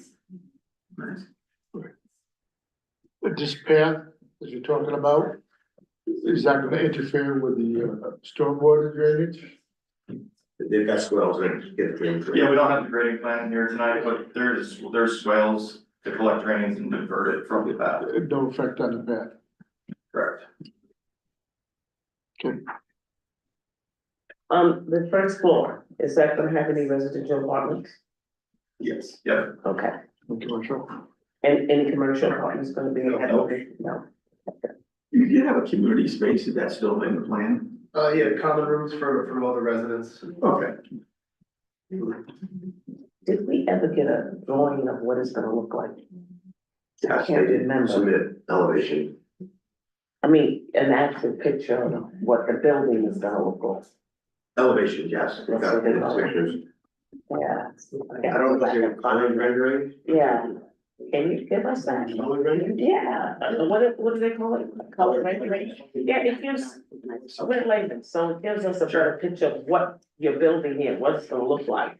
And also what you're proposing, Right, can you, with all of that. and the new proposing of the open space. Okay, yeah. Yeah, give us a rendering of what this whole project is gonna look like. So one of the building front and then one. That top. and everything, yeah, so when we put it on the website, the public can just see it, I mean, it's better communicated to the public when they can see what's being built there.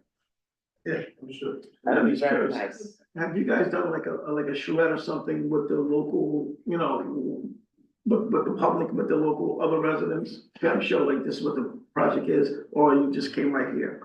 With the renderings, I'm sorry. No, not residents, just have you guys ever done like Like a public forum kind of thing? exactly, with the neighbors and things like that?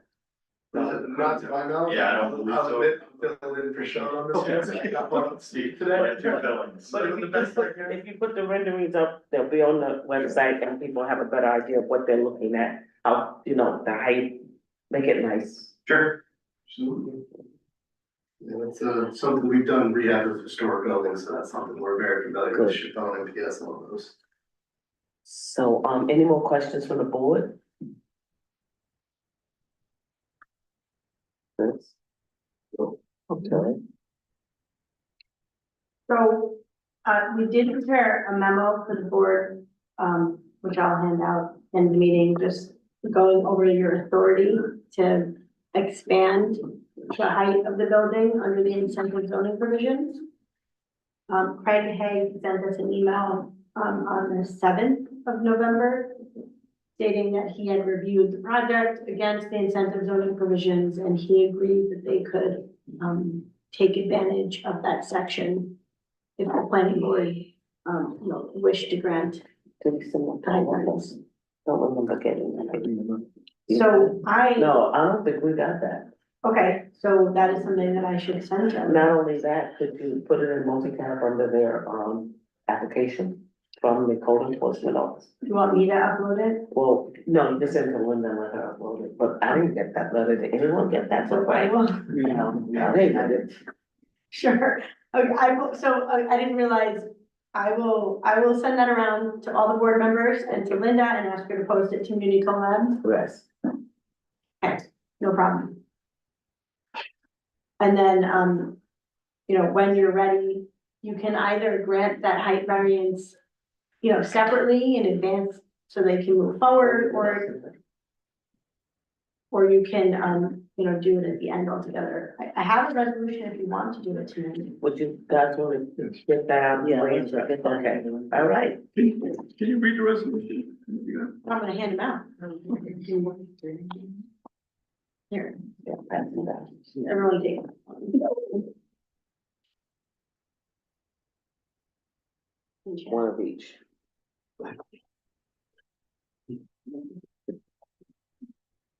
Give me my first. So in the meantime, I'll read the email from Craig. It says, "Hi Victoria, spoken with Andy regarding the use of incentive zoning in our code. It appears the applicant does qualify for this use and will have to follow all the requirements in chapter 352, number 2. All the requirements will need to be listed if approved in the resolution of approval, will need to be resolved before the building permit is issued."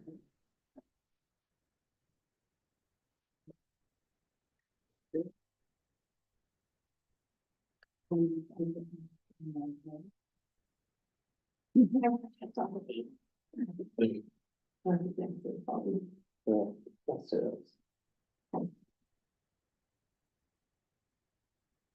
For the public application, should we read this out? You mean the resolution? The resolution, yeah. Yeah, you can read the full resolution if you want. Or it's, I I just have think to have I it. sent it to you. You might can put it up if you want. No, me. For the public. I sent it, some here, let me see. Yeah. Put up the top. See if you can pull it up. Let's see what we got. And it's, I guess once we approve it, it'll go on the website.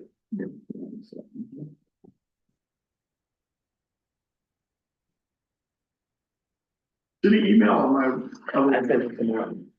Okay, let's see. There? Yeah. I got it today.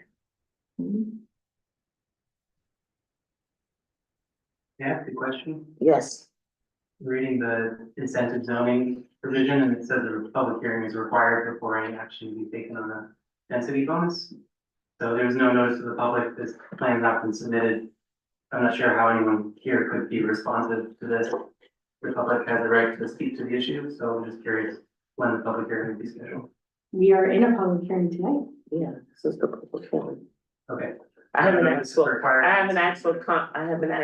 a public comment yet, but I'm getting there. Okay. We're just trying to pull up the resolution and we'll actually, we can do it now. Well, I think you should take public comment before you. Yeah, so we can I mean, take you the can public read through the comment. resolution. Yeah, we'll put it up right now. Like if he pulls it up, people could be reading it while we take the public comment, is that okay? Okay, so, any more questions from the board? Okay, so we'll take some public comments. Do you have a comment, sir? Yeah, Could you stand up and and if you would like, please tell us your name. certainly will at this hearing. Zoning request was uploaded to you.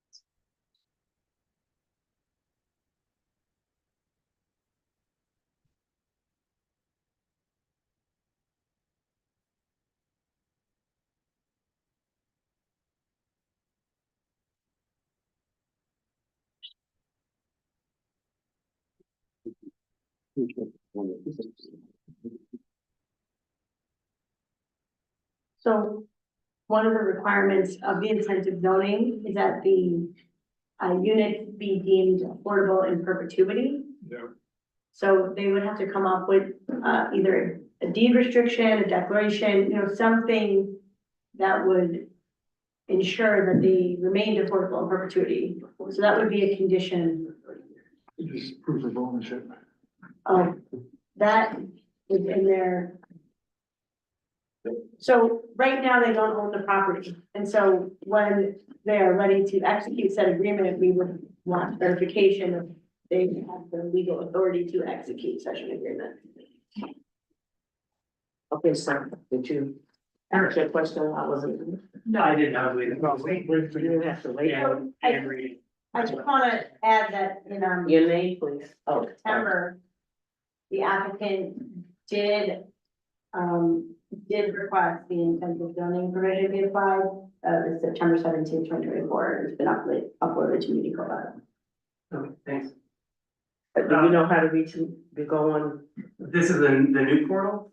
Yes, I haven't seen it yet, no, so I'm sorry. it's on the city website, then you'll see it when you go to planning board. Sure, okay, I'll look into that. Your name, please, if you. Yeah, care. sure. My name's Jack, Stacy, I'm building a house on Mill Street. I've seen the new report, not in 2 months, but thanks for your work on this.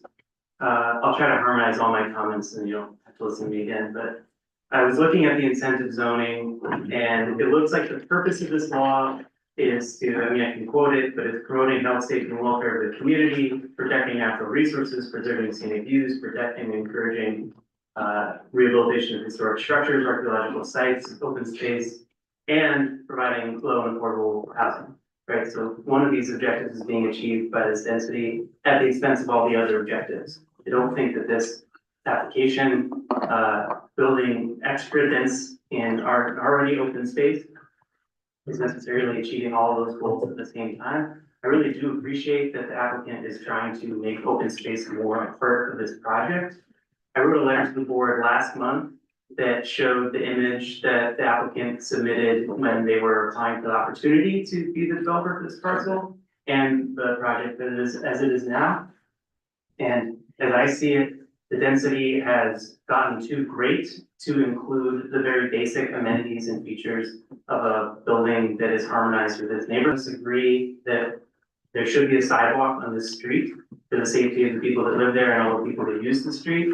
And just reflecting back what the board was asking about with the other project, there is no screening between this project and the street or the people who live across the street. There's no landscaping because there's no room left for the landscaping. So the density has increased, and I understand why. We're trying to provide more units of housing in the city of Hudson.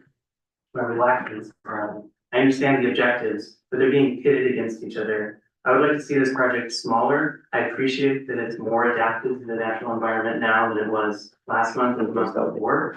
But in my mind, the density bonus is not to be used at the expense of natural and open space. And in fact, the purpose of this law is to help harmonize the building with the natural area. You get my point.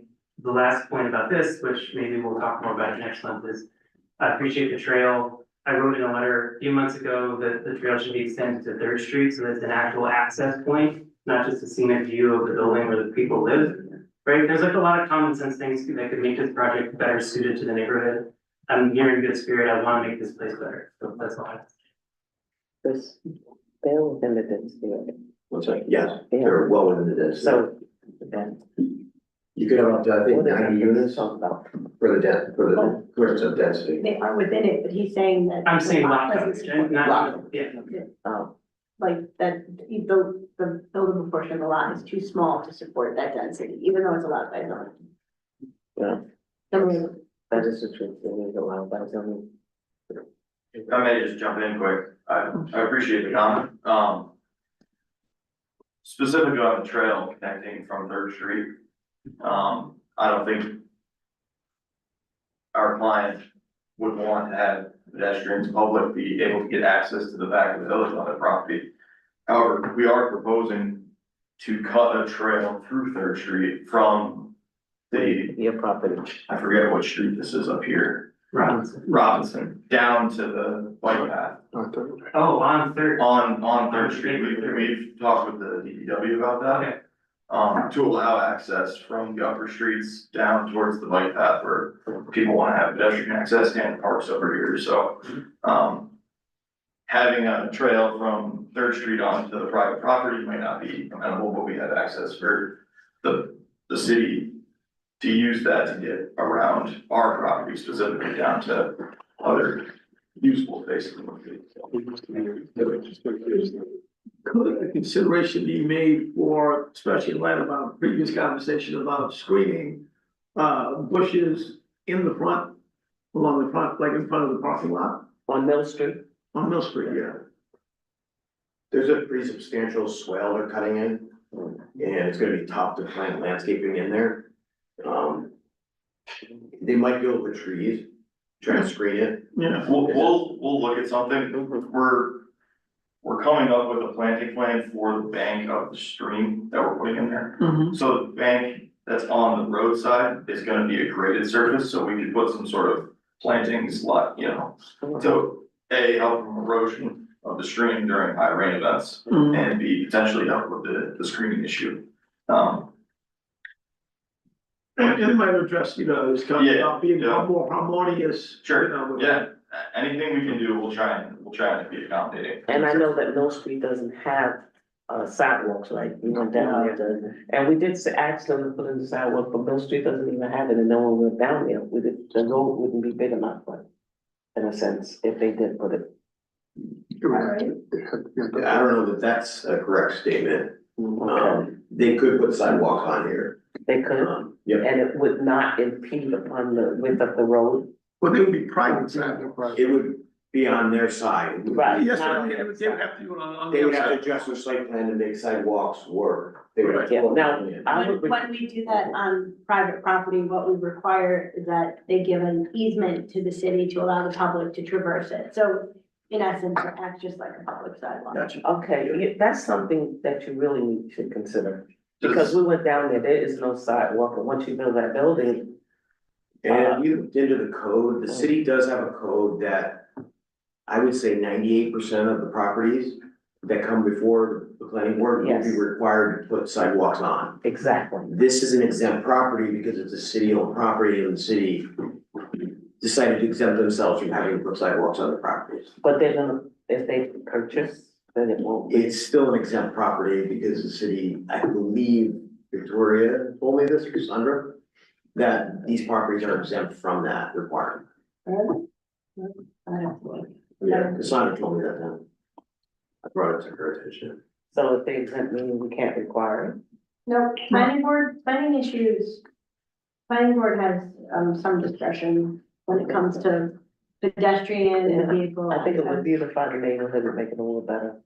You're talking about just in front of. Of your, yeah, just your property, no, No, just to put. just your property. 'Cause, Yeah. I mean, it would be Your nice property if you goes all wanna the way go, down. but if you wanna go all the way down here, Well, their property goes quite a ways down. oh, to the corner? Yeah. Oh, It's not quite to the corner, but it does go a substantial way down Mill Street. Is there a sidewalk on Second Street? No. Going Wait a down minute, Mill? Second Darby Street. Hill, no. So if we were to I'm provide thinking, sidewalk, is it it doesn't go anywhere. Wait, Second Gotta Street? start. Yes, there is. There's a sidewalk where the buildings are on Second Street when you go down. On top of that. Yeah. On the other side. Well, it was nothing there. And like I said, if one of the neighbors had come before you across the street That's and right. wanted to develop a home, they would be required to put a sidewalk in. Right. No, I think we should think about it, put it in your renderings, because they, on second, okay, on on Second Street, there is sidewalks where the houses are, and then it stops when there's no house, so if the house came there, then you can do the There'll be sidewalk. no doubt that the sidewalk and some plantings would definitely beautify the area. The pathway behind the building, Mhm. from the building to the top of the hill, North Third Street. That's North Third Street up on top of the hill. This one here, yeah. Yeah. When that ball field was in operation, it was attached to the school on top.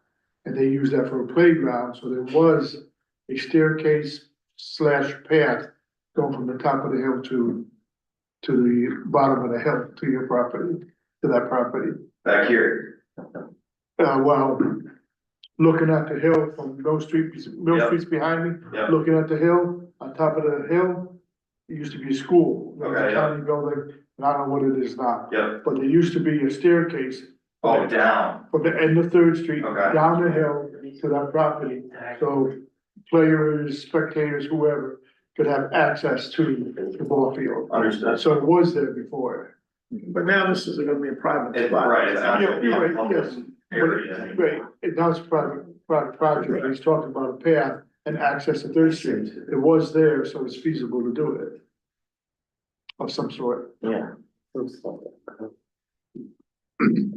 Linda, I So apologize. I'm curious, is there a manager department in this? I know it's the head of all, I'm kind of curious whether you're planning a manager's apartment in this building. Yes, we have 70 total. We have 70 total apartments, 69 will be rented, one will be reserved for the superintendent. And Kearney continued to manage the property during the perpetual. Yes, Ken and Sean McCartney still own everything that they've built ever, and they still manage it themselves to this day. And it will continue to be that way, and no time be me. Okay, clarification on the superintendent, is that gonna be a department for he, him, or her, or is it just gonna be an office? Apartment for here. There's gonna be they're gonna live on site. Yes, yes. That, is superintendent and management the same now? Superintendent, There's a management office for the property manager. okay, and then Usually a they're apartment for 5 the days a week, superintendent that takes care of the grounds and stuff. Precisely. Can't tell you how to run your business, but that doesn't make sense. But the state likes. So I'm still confused about the comment he made about a public hearing for this change. The lawyer for the city, for the planning board answer that question? I don't know if he did. Did you answer that or not? Well, so the incentive zoning request was made in September, and we are in a public hearing right now on the project. I understand, but the question was, does this need a public hearing apart from the regular public hearing? I'm just curious. Yeah, so normally public hearings are concurrent, we wouldn't close this one and open another one. So inclusive. But whether, because of the interest, whether you wanna publish a new notice, it would be prudent to do that. Just so there's no question. Do we have to do it? Well, I mean, is it, if not. I mean, then you're not it's still closing open. the hearing Right. anyways. I think it's a good So idea. I think it's one of those situations where since an issue is. Linda, let's talk, what will you say? I think Jimmy, it's- say what you gotta say. I agree with our legal advisor. I What? think we need to publish the update. So you want a public, That we have an updated plan set Yes. with this request. yeah. so does everybody agree? I do agree with Jean. I'm the only one who don't feel that way, but that's okay, they never follow us. Yeah, Kaylee, maybe So you'll follow. we'll have Linda do that for the next Okay, meeting. good. So it's gonna be a notice to say that there's a change within the public hearing that we're having now, it's not another public. We don't have to We're not close this opening, one and open no, up it's not another, in the okay, public hearing, but it's a notice that There's to a the change. public that the application's been amended. okay, This way, there's no question. All right. because Mr. Carmichael didn't. so we don't have to close this one and open up another one for the, okay, Yeah, good, it'll be the same. gotcha. That sounds better. So we will do that. Any more questions, sir? No. Okay. Online. Any que- Sorry, I do actually have a question. It's about the the deed restriction for permanent affordability. I was wondering how that. I guess maybe it's a property management question. How do you select applicants? Are they selected from Columbia County, Green County? Is it an open application? How does this housing serve our area? By New York state law, and I believe federal law, we're not allowed to discriminate against anybody. We open it up, there's a term they use, I can't remember what it is, but we put it out to the general public, that this is here and that this is available. People apply and we vet their incomes and make sure they fit into each bid. And then there's a lottery, quite literally pulling it out of the hat, and that's how people are selected to. And then the permanence of the affordability is like adjusted to median income over time or? Yeah, every year, it's for the county, it's counts of Columbia County and mine is re-released every year, and, incomes go up or down. It's also based on family size. Family size as well. Thanks. I have a question, I think, for the engineer. So is there a template or guidelines regarding the public's interest in density? And so like what percentage of that lot size is normal or encouraged to not go beyond? And what does this City of project? Hudson does not have any regulations on what land can and cannot be considered, part of the density calculation. So there really is no requirement. It's basically your lot square footage times whatever zoning you're in.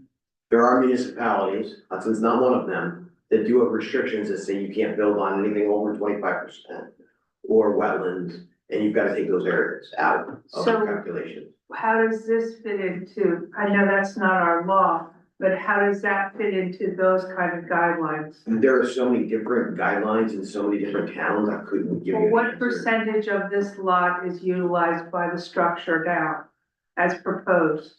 I don't have the full Craig table on me, so I Yeah, don't have it in. I think that would be helpful for the sake of transparency to the So- public. So that is on in our complete plan set, we have on our Okay, regular site plan, we have a bulk regs table that has all the, Lot coverage. yeah, all the maybe you could requirements. just spend a few minutes on that next time. Yeah, perfect, yep, I'll make a note of that and make sure we go over that. Got it. Any more questions from the planning board? Public? How about online? Any questions from anyone online? I thought I saw somebody put their hand up. I do not see any hands up. No hands? No.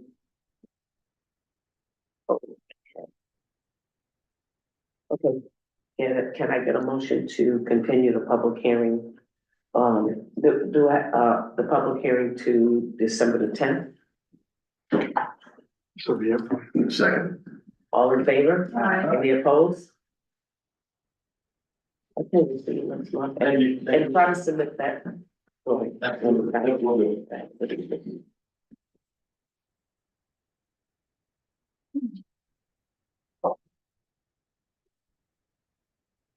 Can I get a motion to open the public hearing for 309-311 State Street? Can I get a motion to open the public hearing? Randall? All in favor? Any opposed? Okay, 309, let's go. Hi, Hi. thank you. So just a quick reminder overview of what the project is. This is the currently vacant lot 309 and 311 State Street, which is on the corner of Third and State, or close to the corner of Third and State. Did you upload this to the new portal Yeah. or no? Yes, this has been uploaded. Okay. So we. Came in through kind of early. Yes, so this is originally presented in February.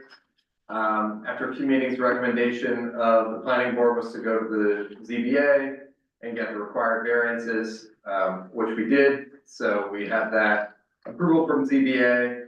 The request of the planning board is a subdivision of 309 and 311 State to each be their own independent parcels, which would put them in the context of the neighboring lots, which are of similar width once this double wide lot is divided.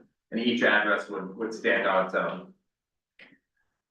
There are future plans to build in light of that, but really the goal with the planning board is actually just the subdivision piece.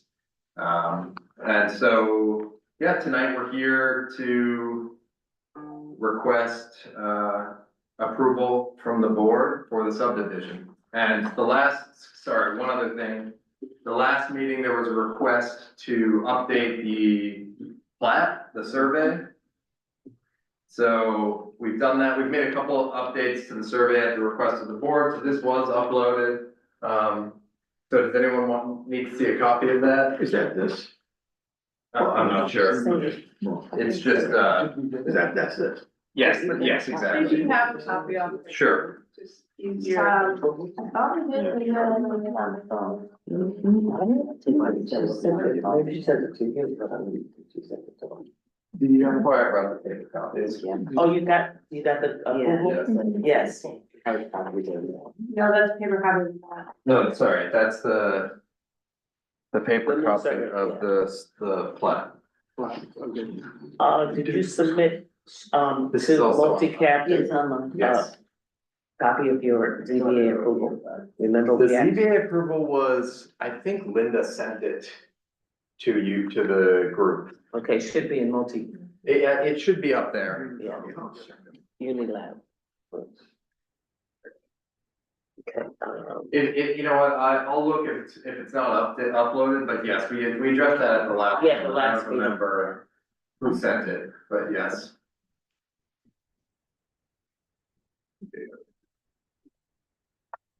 what, Randy, you looking for it? Okay. Well, that's the map.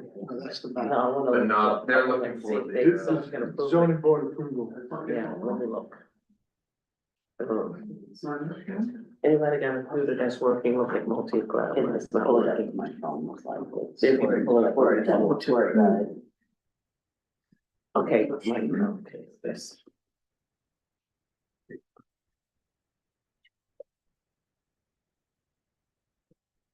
It doesn't matter. If you don't have it, he'll get it to us. That's true, I see, you mean the variance approval?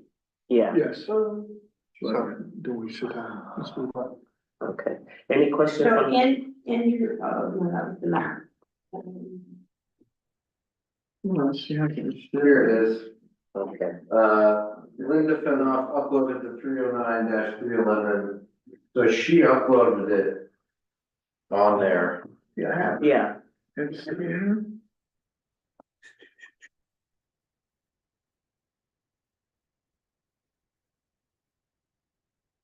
any questions from the planning board? This is not working.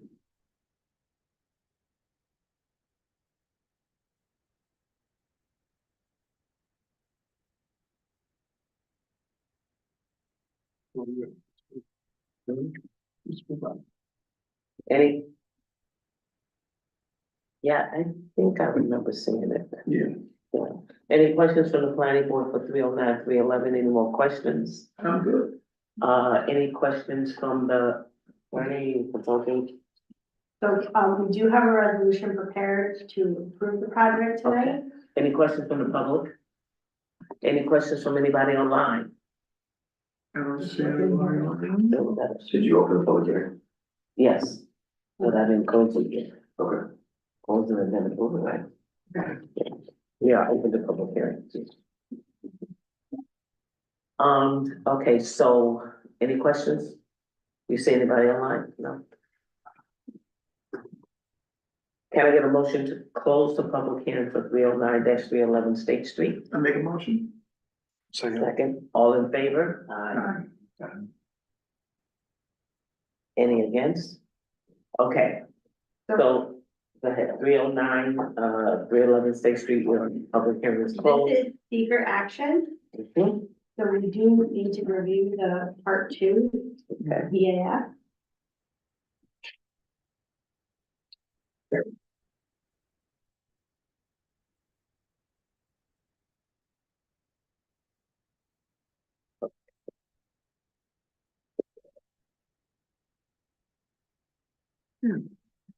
Okay, so Now I'm gonna, I'm just gonna pull from part two.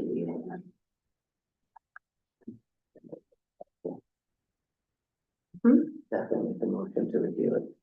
Nope, we'll talk through it quickly. And then, you know, keep going.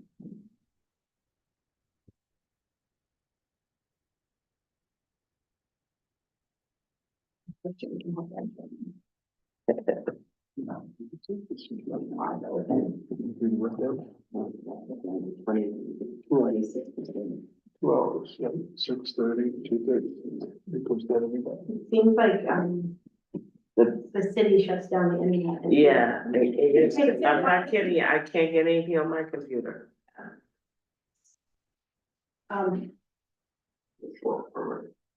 It's the short one, yeah. All right, I got it loaded. Okay, the first question is, Brandon, you can put up the resolution for this. I sent it to you. The new resolution. Yeah. For 309. Sent you an email or is it's not in Unicode? Email. It's an email, because I just pulled it up. Okay, let me see. it's really- Well, we're going through the EAF, we're going through the checklist, Yes, but yeah, I have the Okay. resolution now.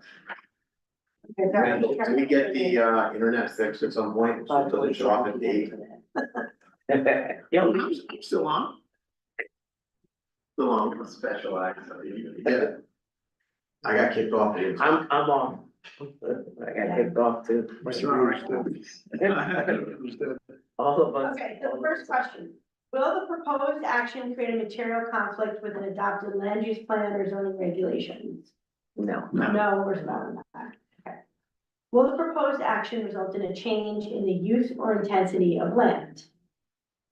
No, No, we're small impact. well, it's going from residential, from vacant lot to residential. Or from residential. To Like go back to More residential. residential. Oh, it was a house there, It okay. wasn't, yeah, it was a house there. Go ahead. Okay. Will the proposed action impair the character or quality of the existing community? No, No. not impaired.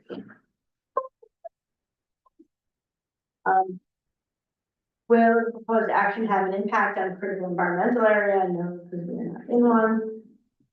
Will the proposed action result in an adverse change in the existing level of traffic or affect existing infrastructure for transit, biking, or walkway? No. Will the proposed action cause an increase in use of energy and it fails to incorporate reasonably available energy conservation opportunities? Will it exist, public water supplies and wastewater treatment utilities? Does he have to get that? I mean, it's gonna connect, but Yeah, it's not it's a going minor to. connection. Yeah, it's not the 2,500 gallons, okay. Will the proposed action impair the character or quality of important historic, archaeological, architectural, or aesthetic resources? No. Adverse change to natural resources such as wetlands, flora, fauna? Increase in the potential for erosion, flooding, or drainage problems? Create a hazard to environmental resources or human health? Okay, then we can go to the resolution. I'll hand it out, but I actually, added a section to it. So I'll read the whereas, but I'll read the, be it further resolved when you're ready.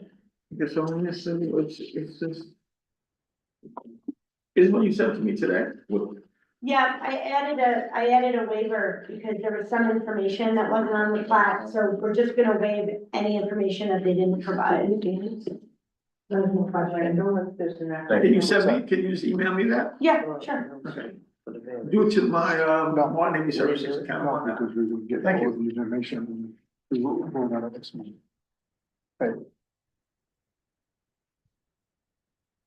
Did we vote on No, No, well, that's the next one. That's the next one. Presented it. I agree. Because of the discussion. We'll have to- okay, Okay, go ahead. so this says, that? Did you send it to me? yes, I just sent it to you. Water Navy Services. Stuck in the end between us. Randy, we appreciate what you're doing, you know, trying to participate in the meeting and keep us live. It's hard. It is hard. I don't. Yeah, so to see, and.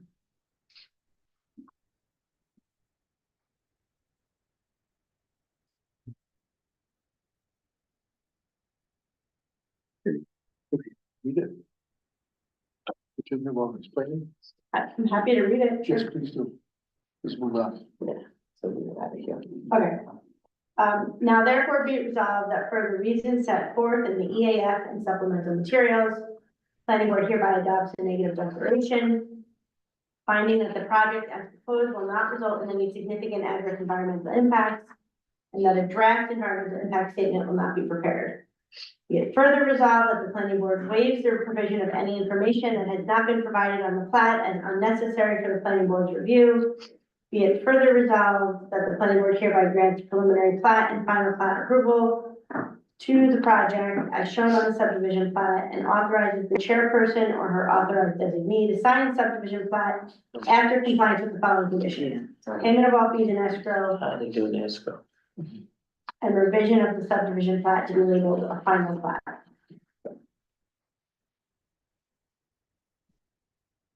And we're not asking for the box anymore. Better approval. You mean for you? Yeah. Yeah, Okay. the zoning table wasn't on, but I mean, I think we've got enough information, so.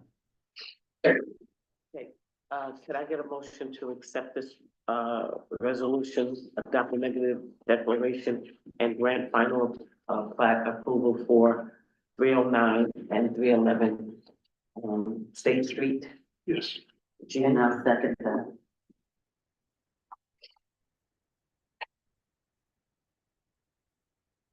All in favor?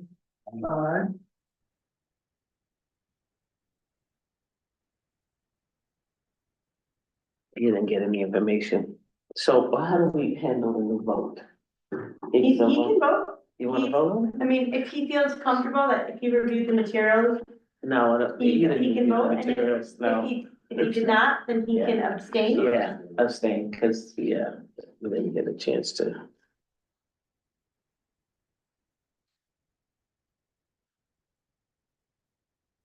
Okay, so Virginia, yes.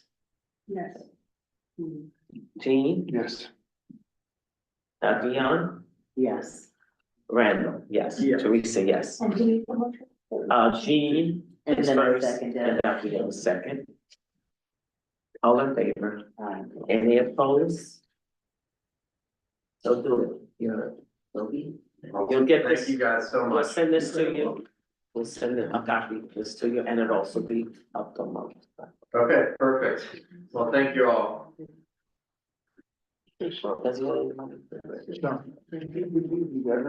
Say it back. Okay, so anyone yeah, okay, so we'll take 5 minutes, so the bathroom, I gotta get up to the bathroom. We'll take 5 minutes to get up here. We still have sharing. Yeah, Randall, take a stand. I'm gonna turn off the lights. Hmm?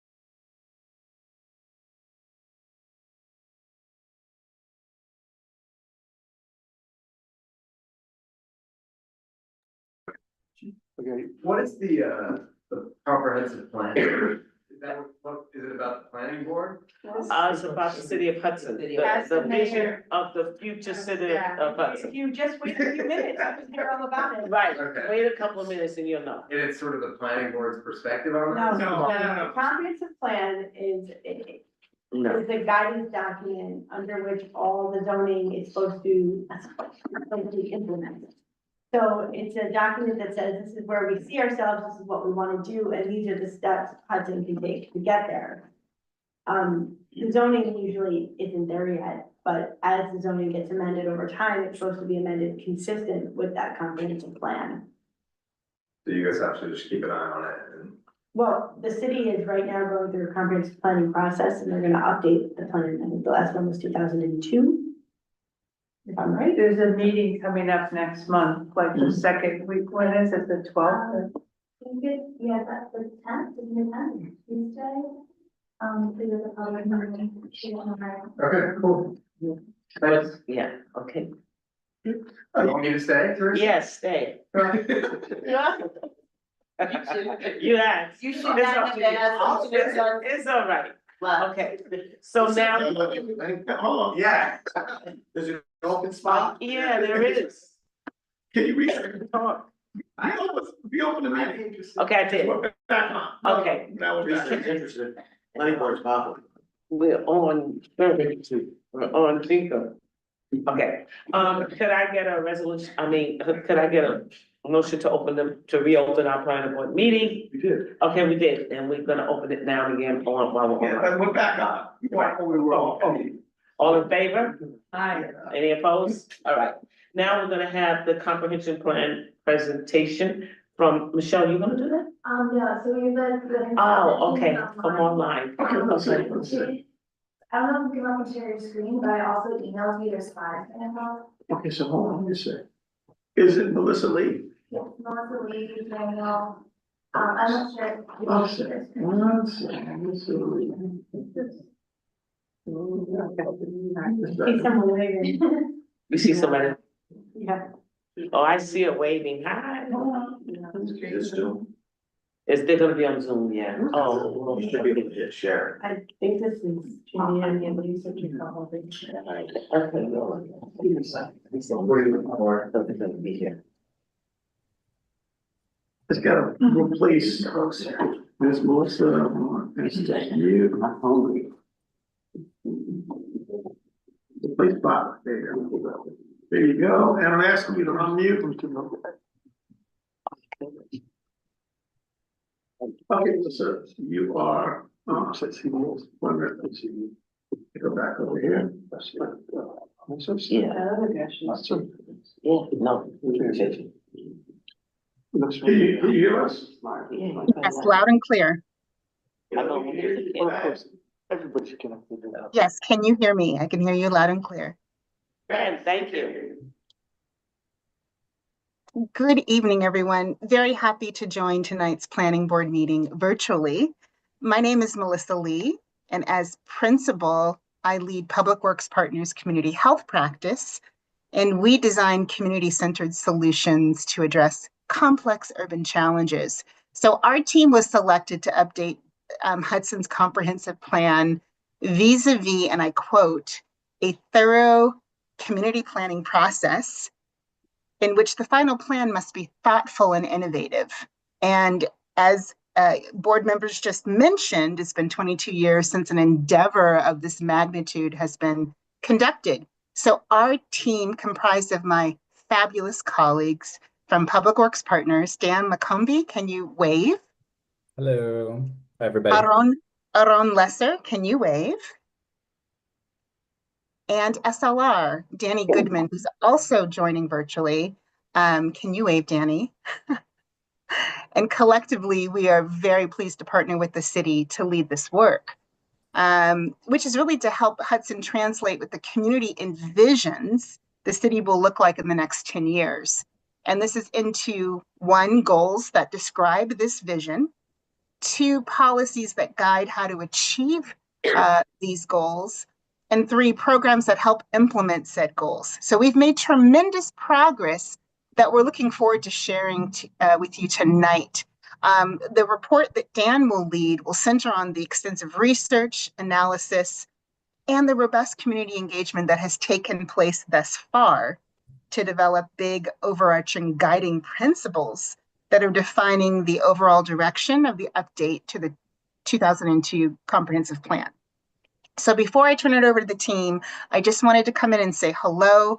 I wanted to thank the planning board in advance, and we look forward to being in future dialogue with you as we advance this process into the final stages. And so with deep gratitude, I turn it over to my colleague, Dan.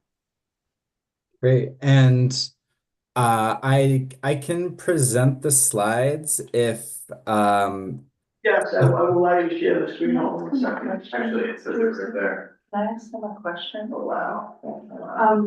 Randall, can I ask them a question? Yes, yeah, go ahead. I have a question, which is, I attended that first meeting what is each of your areas of expertise? Like, I don't know who you are. I know you introduced yourselves, but what's your, what is your background, each of you?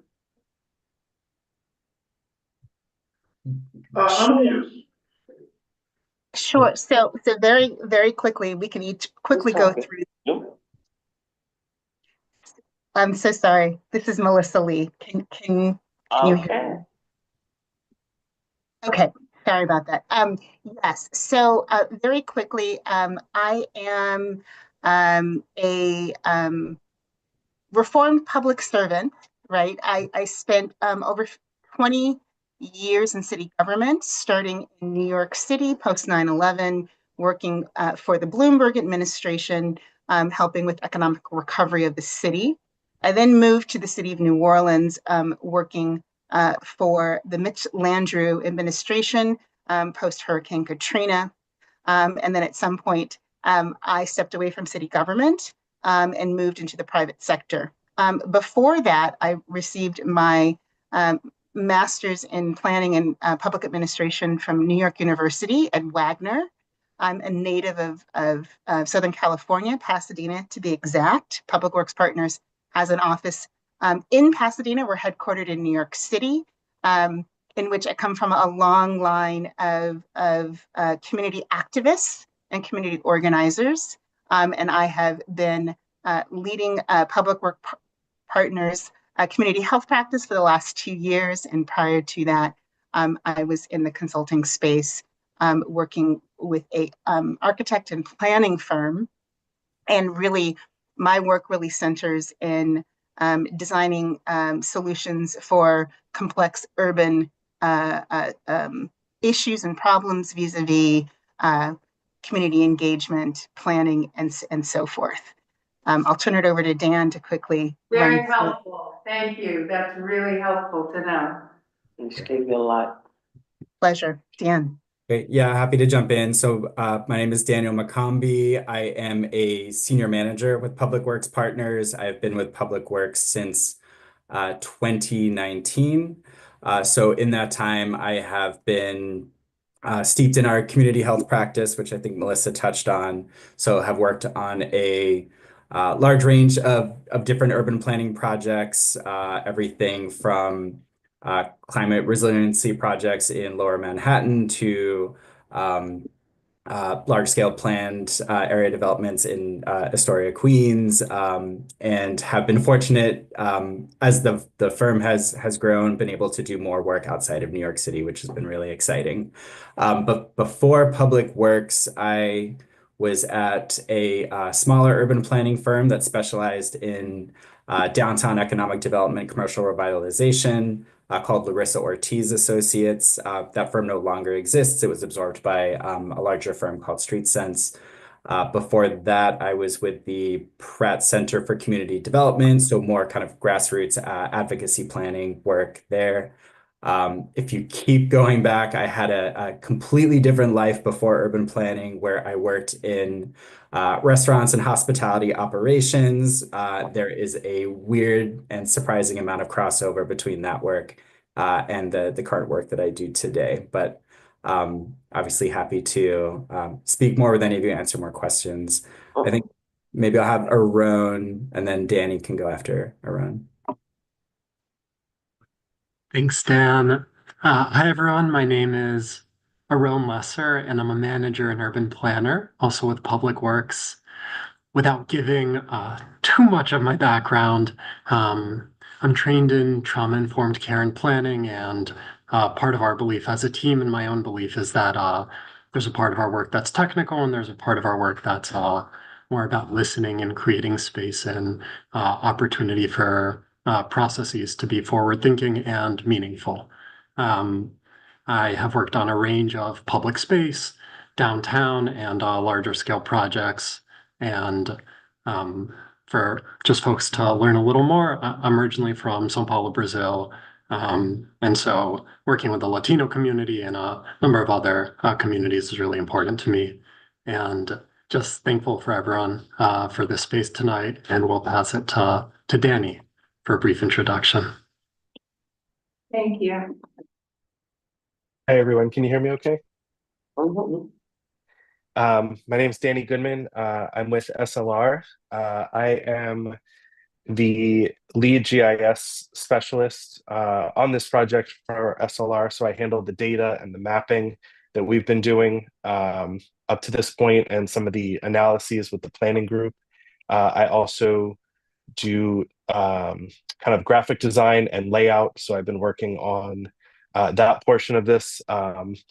Existing conditions and community profile, sort of doing the layout and things like that. So kind of a jack of all trades, whatever the planning group needs, whatever Dan needs, whatever Public Works needs, that's what I'm working on along with my colleague Julia and Chanel from SLR. And yeah, I've been in this field doing this for a little over a decade. Before that, I was a teacher. And I currently live in the Hudson Valley, not too far from Hudson in Beacon. So I'm in Hudson all the time. Thank you. Well, welcome. It's good to meet you all. Go ahead. Thank you. We wish we could be there, and we're definitely going to find lots more excuses to be there in person, which we'll get into. So I think I can screen share at the moment, which is great. So I'm going to. Hopefully people can see, are folks able to see this okay? Yeah. Yeah. Great, okay. So there's like 30 slides here. We're not gonna, we're gonna move through these pretty briefly and pretty quickly, just in the instance of time. But if it's helpful to stop and pause on anything specific, just let me know.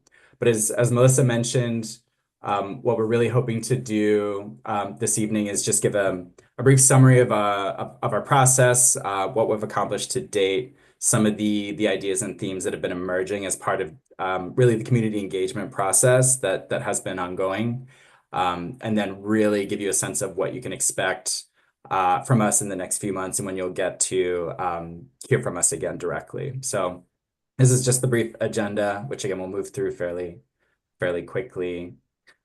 This is a very high-level timeline that we have included on the comprehensive planning webpage of the City of Hudson website. This is the more detailed version that really illustrates what's happened to date versus what's ahead. So what this table demonstrates is that we, as Danny mentioned, we've completed the existing conditions analysis and community profile. We have conducted 5 meetings with the Comprehensive Plan Steering Committee. We have developed, distributed, and collected responses for the Community Preference Survey. We've had 2 of 3 community visioning workshops. We've done a focus group and have 2 more that we are hoping to hold, one tomorrow and then another one ideally next week. And then we are currently in the process of developing draft guiding, basically community vision, like guiding principles based on the engagement that we've conducted to date. So again, you see we're in November. December is going to be a busy month as well. That is when we're planning to have the 3rd community visioning workshop. really start presenting draft recommendations to the public, and really start developing the draft plan in earnest. The idea is that by February, we will have that draft plan completed. We are planning to come and speak with you all again and present that document, and then really get into the development of the final plan, wrapping that up in April of next year. So just to keep things moving, touching on some of the accomplishments to date. As mentioned, we completed the existing conditions report. In developing this, we reviewed many of the previous plans and studies that have already been produced, especially in recent years. This is also really an important part of the development of the recommendations and the drafting of the plan itself. We are not starting from a clean slate. There's been a lot of work and plans that have already been done to date. So we want to make sure that we're incorporating that thinking and really good work that's already happened to date into the plan. This is really just a very helpful infographic, quick by the numbers of the community profile. We had a couple of these blown up as big boards and had them presented at the meetings, and the public really responded well to these. But some of the findings that are highlighted, population of Hudson has been declining and also aging. Hudson's median household income is 43% lower than Columbia counties as a whole. There's an aging housing stock. At the time of the report, only 229 homes had been built since 1990.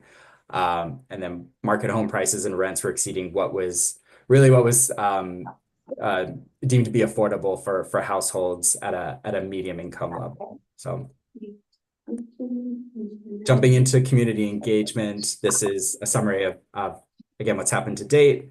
This reflects all the various steering committee meetings that we've had, the community survey, the workshops, some additional tabling events, really just the various opportunities that we took to go out and meet the public where they are. The first community visioning workshop, this was back in June over the summer and held at the Spark of Hudson.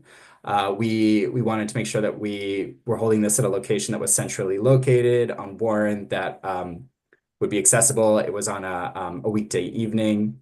We had a really good turnout. I think we had about 60 attendees for this. During this meeting, we shared findings from the existing conditions report. We had a live dashboard of the survey and the results that were coming in as a way to encourage more individuals to complete the survey and see their responses reflected in real time. Some of the things that we heard and takeaways from this first session is that there was a real desire to use the comprehensive plan to advance equity, that the plan should be feasible, actionable, realistic, not just something that gathers dust on the shelf. And then more specifically, this idea that there would be facilities and opportunities to enhance social connection as well as sustainability. The second community visioning workshop was back in September. This one we held at the high school on a Saturday morning. Maybe as could be expected, it was a little bit of a lower turnout. I think we had closer to 20 individuals, so not as many as we had hoped or as that we received for the first workshop. But we had good conversations, good participation. This was more, whereas the first workshop was like an open house format, this one was more breakout group oriented small group discussions. But we were hearing a lot of the similar takeaways and findings that the plan needs to be feasible and implementable. And then these ideas around Hudson being a safe and exciting place for young people. This emphasis again on public spaces and gathering spaces, pedestrian safety, wayfinding, crosswalks. The community preference survey, just to go into a little bit of detail on this one, there were, hopefully some of the people in the room did complete the survey. I think I know some of the people did. But the idea is that there were 20 base questions that everybody would respond to, and then there were 25 optional questions that you could either elect to respond to or omit. We distributed through a variety of different channels, including really seeking help from the steering committee to help get the word out. We had 471 total survey responses, 366 which were Hudson residents, which represents a little over 6% of the population. I think a couple of things that really came out of this, and we presented all this during the second workshop. I think while we hit a target number of responses that we were hoping to hit, I think it still really underscored a couple of different things for us, which is the demographic distribution of survey respondents did not exactly match the demographic distribution of Hudson as a whole. So that really led us to double down on additional engagement. And again, going back to the steering committee, sharing these findings and really asking them for help getting more input, recognizing that not everybody likes to fill out a survey. So again, leaning into focus groups and really empowering steering committee residents and others to lead their own conversations with the community based on materials that we helped develop and tools that we provided to them. There's a lot of text here, so I'm not going to read through all of these, and I think this deck will be made available. So happy to answer more any follow-up questions just around survey findings if those are helpful. Just going back to the steering committee, again, we have completed a number of meetings with them.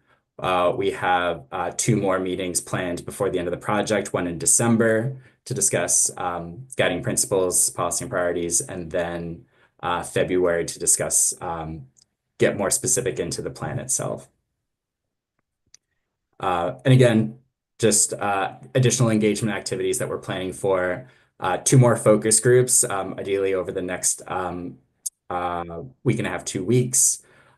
Some follow-up engagements being led by the city and the steering committee, and then that 3rd community workshop in December.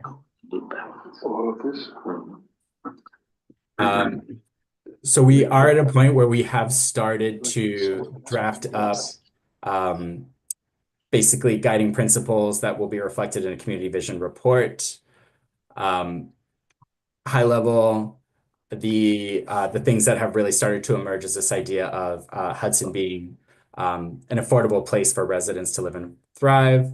Hudson being a place where residents can work, do business, earn a living wage. A place where people feel safe, welcome, and connected.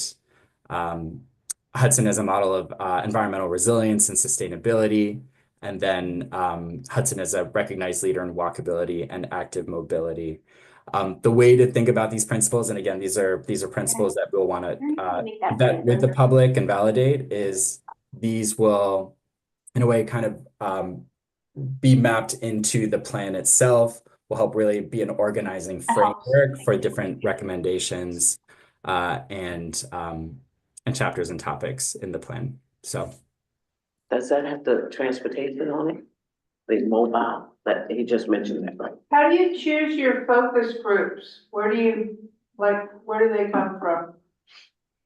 Yeah, so the focus groups, I think we had a lot of discussions very early on if the best approach for the focus groups was going to be doing them kind of topic based, like maybe there would be like a transportation one, a resilience based one.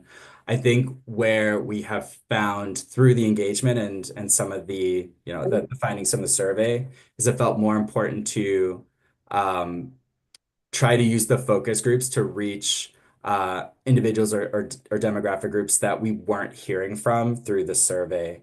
Again, the issue that we were finding with the survey is that certain wards were being overrepresented, or certain we were seeing that respondents tended to be more affluent than, again, the demographics of Hudson as a whole. So the 3 focus groups we've done a focus group with Bengali residents, particularly younger Bengali residents. We are having another one with Spanish-speaking residents, and then another one with Black residents. And those 2 are happening within the next couple of weeks. Thank you. So the well, I'll pause here on the next step. So, as you can probably tell, there's still a bit of engagement that we want to be able to do in the next couple of months. And as shown on this timeline, our plan is to really, after December, or really in the month of December, start in earnest in developing that draft plan, and then come back to you all in the month of February with the results of that work. I'm happy to kind of pause things there and take any other questions from the group, or if Melissa, Aaron, if there's anything else you want to add before we turn it back over. I think just 15 seconds. A lot of this work, just honoring and recognizing our partnership with the City of Hudson and our steering committee members who are members of the community who have dedicated months and time to help us not only map out this strategy, help us do deeper outreach into community, and to be champions of this amazing opportunity to update the plan. So I just wanted to recognize Hudson itself, the city, and our steering committee members. Well, I really want to thank you for considering presenting to the planning board. It includes us. So if any of us have questions, maybe not now, that we may think of, we can email you, or she's gonna send us an email. One email, I can direct them. Right, you can email Michelle and it'll get straight to them if you have a question, something you want to recommend. And this is their way of including the planning board. Thank you.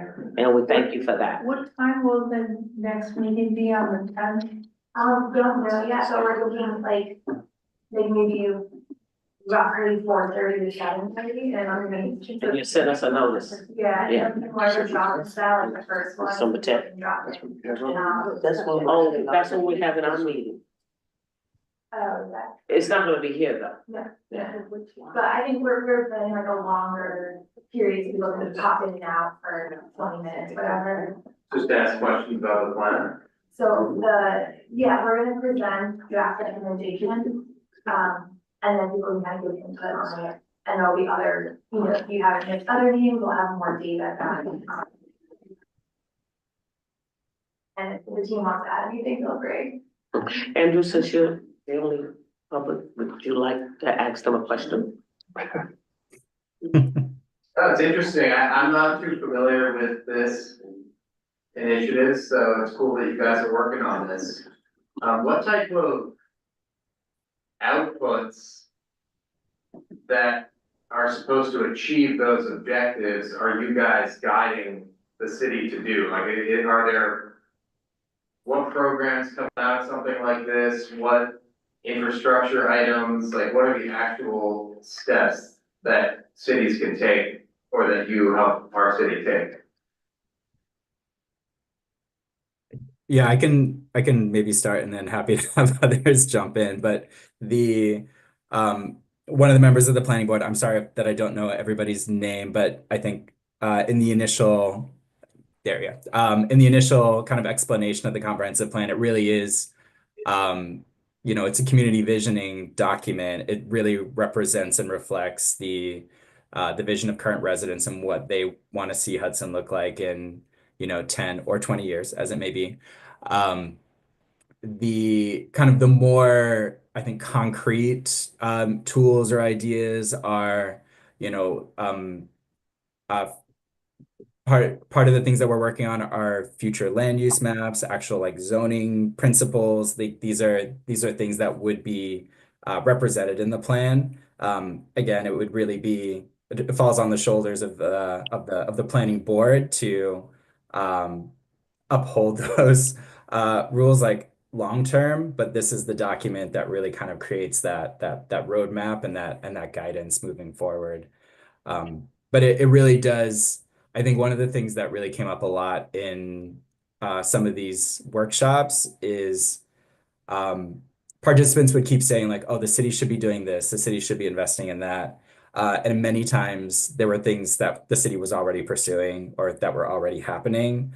But it's just there's perhaps a lack of awareness or a lack of kind of a central organizing document that kind of brings it all together for folks. So I think that in and of itself is a valuable function.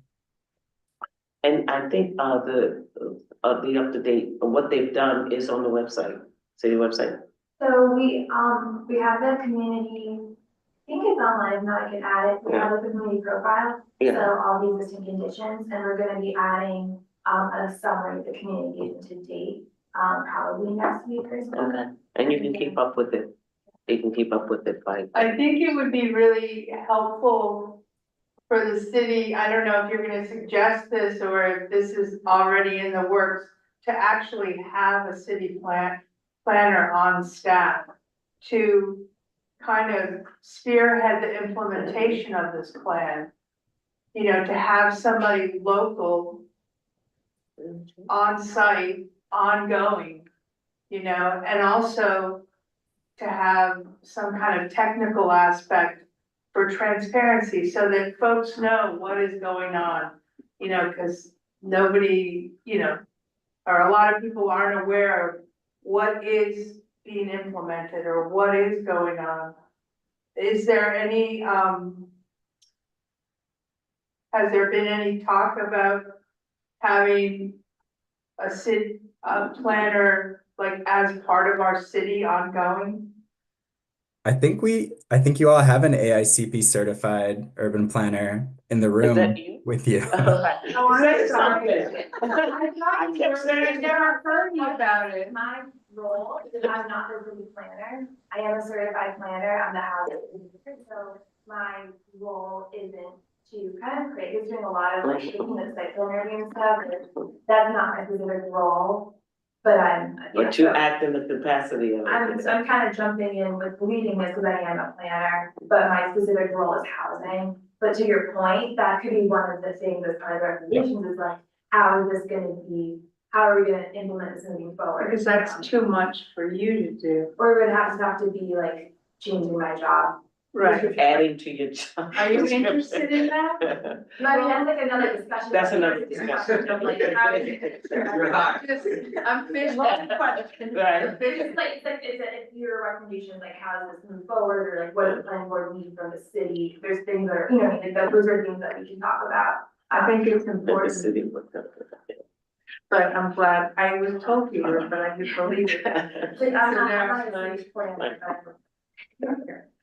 Well, we need an urban planner, because we're an urban. Yeah, well, yeah, it's urban. Yeah, and I think to your point, I think there's so much of this and so much of the engagement is just really trying to demystify this process and what a comprehensive plan is and what it can actually enable in the long term. So Right. we'll take That's exactly right. And you know, our responsibility is really to provide to you a practical set of achievable recommendations so that this vision can be realized. So just as a little teaser, we are moving into the phase of drafting the initial plan. So that'll be another opportunity to really dig into what these achievable, practical recommendations are. With that, and I know they've done a lot to inform the public, you know, in many different ways. You know, one time when I came here, it was just a newspaper. Now they've done social media, I mean, emails, everything, and on the city website. So we thank you for your presentation. And looking forward to hearing from you again soon, okay? Thank you. Thank you so much for your time. Thank you. All right. Thank you, guys. Okay, so we want to go over some of the planning for policies. We want to talk about the hard stop policy because I emailed it to every one of you and okay. Okay. Thank you, Michelle. We'll be emailing you. My thing went off again. Okay. Can you get it up? No, but no, go ahead. You wanna say, if you want to, we would love it, but I feel bad, but. Okay, the hard stop. Get better. Thanks. Yes. 100%. You feeling okay? Cold. I came home from vacation and my fiance was sick, so she gave it to me. Take care. Thank you both. Okay, we're gonna go over the hard stop policy. Unfortunately, my. No hard stop. Okay, yeah, I got it. Okay, I sent it to you now. What we're trying to do to try and keep planning board members and retain them and make them happy. I sent you all 3 options of the hard start program. These are the options that we're gonna choose from. So I gave you all time to come up with things and nobody did. So these are the options that have been communicated, have been thought about, and we wrote them out. And did everybody, oh, thank you. Okay, option number 1, okay, this is all part of, okay, hard stop meaning, we have meetings like this, 9:20. We may not be at this, we're gonna try to be at this meeting in the next 15 minutes. So what we're trying to do is get it so that we don't be here a long time.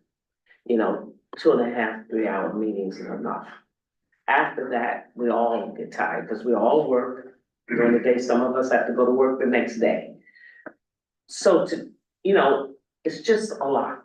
And it's not gonna be this way all the time. It's just that we're full, the planning board is full. A lot of builders are coming in and they've been referred to the planning board, and we're doing the best we can to get them on the agenda and approved, okay?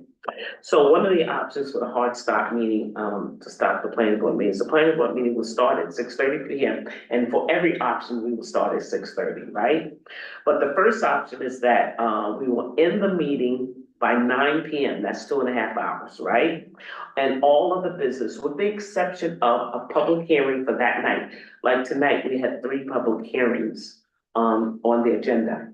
Those cannot be moved into another day or nothing. So with the exception of any of the public hearings on the agenda for that night, will be scheduled for another meeting within the same month. Meaning that, take for instance, it was running to 9 o'clock, if we took that option. And at 9 o'clock, we say, okay, we gotta finish up the public hearings, but we go to no other business. We, at that time, pick a day of the same month that we're gonna have another meeting. So it's like 2 meetings in that month, but we'll do it on the night of and agree to it, a time and a date, and. We're just saying that public meetings can't be reallocated to another day. No, we have to go through the public hearings. They can't be reallocated. In other words, once the public hearing is on the agenda, because you have to show notice for them, and once they've been noticed, we have to hear that. So if our public hearings are keeping us here until 10 or 12, then I'm sorry, that's just part of the agreement to sit on the board. And if there's unfinished business at 9 o'clock, you schedule another meeting within the month. Right. To finish. Only the unfinished business, no new business. Usually, but typically the unfinished business is not very lengthy. No. All right. And it is actually the public meetings, which then says we have to more carefully schedule public meetings. You can't do 3 back to back, that's gonna have us here. Well, what we could do with the public hearings is that we can limit the time people speak. Yeah. No, the public. Yeah. Yeah, just, but limitations on the time, and also what has happened, and Chris had told us, a lot of these public hearings, these applications, we put in public hearing too early. But on the downside of that is that we cannot get the public comments until we put it into the public hearing. And, I was we all felt that getting the public comments early was better than getting them later. But then when we put it into a public hearing too early for that particular application, it's gonna be in the public hearing for the next year. And it goes on and on and on, it goes up. So these are things we're looking at to be a more efficient and better planning board.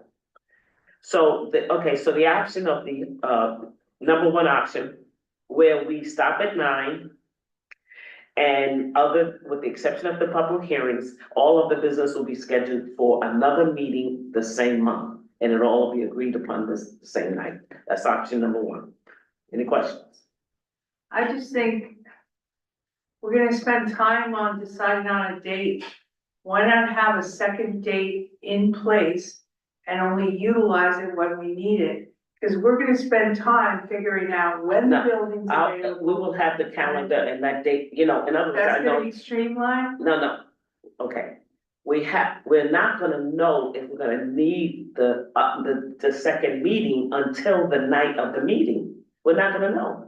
Because if we finish everything, we can go home and not have a meeting. But if we finish everything before 9 o'clock, there's no need for a meeting. No, I understand that, but you don't think it makes any sense to have it scheduled and then just not have it? No, I think we should do it the night of. This is the option. I'm giving all of y'all a chance to bring this. We have to information in. notice the meeting, that's 10 days. Right. In other words, we make it on that night and we know we have to give it time so that it can be noticed. So 10 days is always gonna put Yeah. us to the last week. Right, the last week. And it'll only be for what's left over, nothing else. No new applications, no new nothing, but it will not have any public hearing in it. And so what's? So what we could come with, what I will come with is available dates. Okay, so we can get that night, it'll be to Linda that night, Okay. okay? Because it's you know, we may not do it. Our goal is to finish our meeting Right. No, I within 2.5 to 3 hours, okay? That's option one. Option two, the planning board will start their meeting at 6:30 and end at 10 p.m. All other business, with the exception of any public hearing, will be moved to the next month's scheduled meeting. No. Okay? I mean, you don't want to talk about it? No. No. Any questions? No. Okay, All in okay. agreement? Option three. Again, start at 6:30 and we will continue, every item in the agenda and everybody stay until we finish. Nope. No, you don't want to talk about it? No questions? Nope. Okay, this is okay, so, It's interesting, because I thought last time I wanted option A and I didn't think anybody agreed with me. but the thing last time, 2 people said yes, 2 people said no. So it didn't go. We had to have 4 people say yes. So that's why it's here again, because we have 6 people on the board. So now, so we want to go with option 1? Yes, ma'am. No, Are we all in agreement? no, Okay, so 1, 2, 3. Okay, Randall, option 1, 2, or 3? One. One. 3. 3.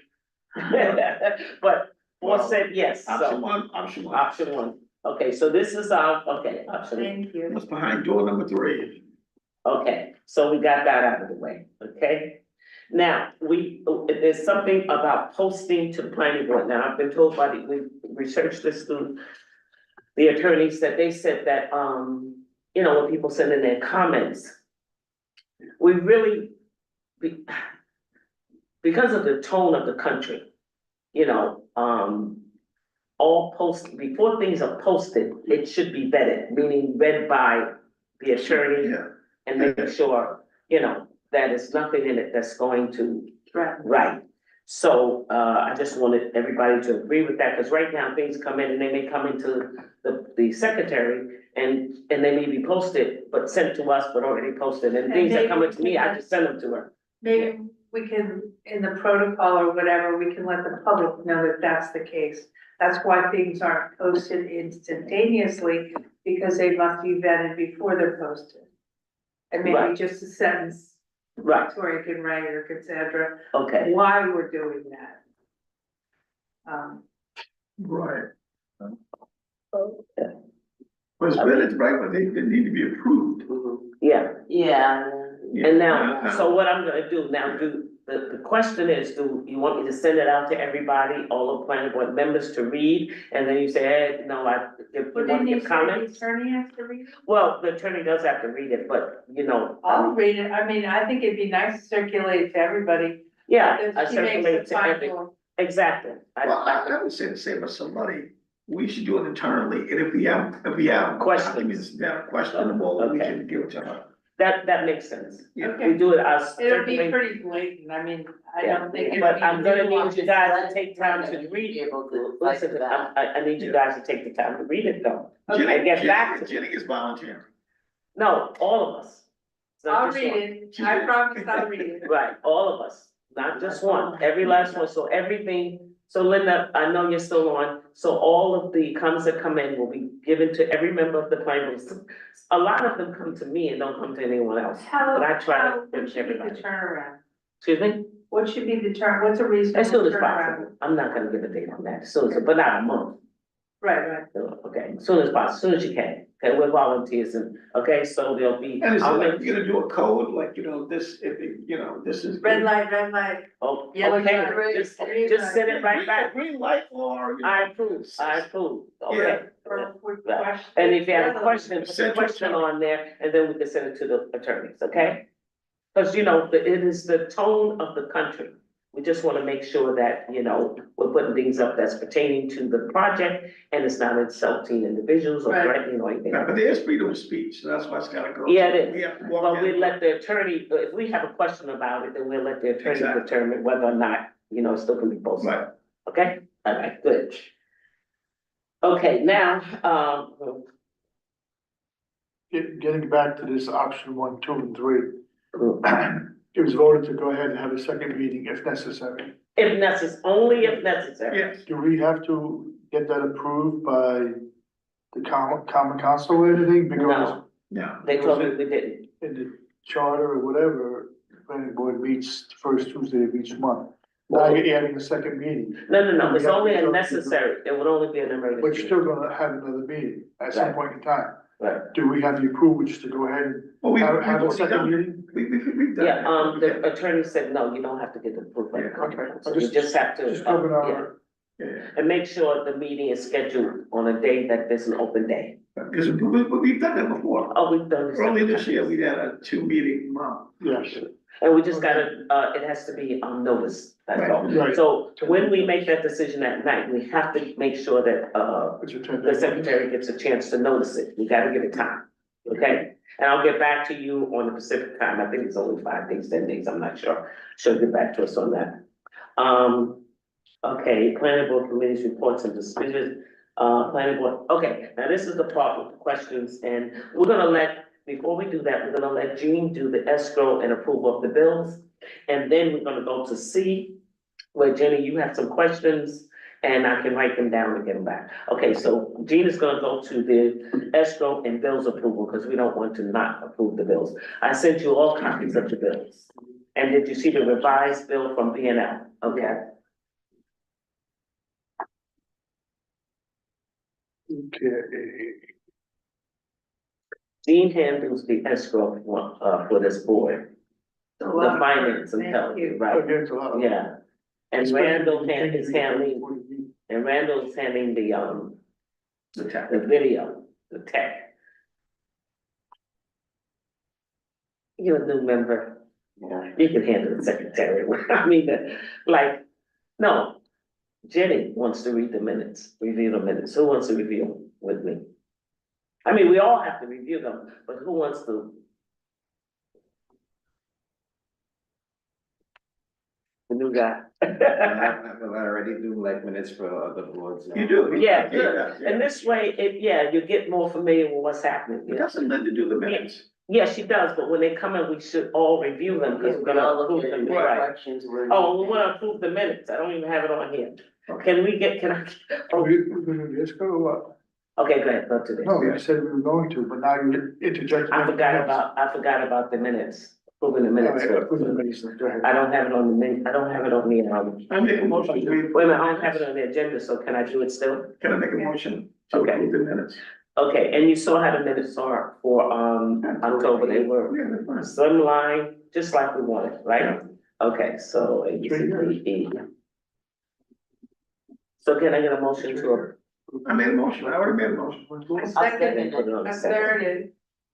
Okay. All in favor? Oh, yes, here it is, number E, there you go, Okay. number E, so, We were to go, Approve. all in favor? Except the Aye. next paragraph. except, Jean has a revision on the left, we approved the minutes with the revision, you did, and you sent the On the email. printed document for the minutes of last month, on the very last page, there's an extra paragraph that was copied and pasted. It shouldn't be there. If you look at it online, you'll see it. It's just a few lines. it was just a clerical error or Yes. something of the sort. Can we get it removed? Well, can. Yeah. Yeah, Linda's gonna do it. Yeah. Okay. So the minutes are approved with the revision, Yes. you know, based upon the revision that Gene had sent to her. He sent the email. I sent an email to Yeah. Tracy. And Linda, right? And Linda. Yeah. Yes, both of you. Okay, escrow accounts. I don't have to read them all, right? You have me read them? No. Okay. Victoria's Group, RCP, total of $3,725. Barton and Lagudas, a total of $4,935.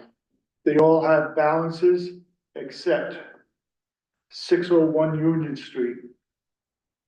Their balance is $1,377.96 with a bill from Barton and Lagudas. It's a total of, they're short.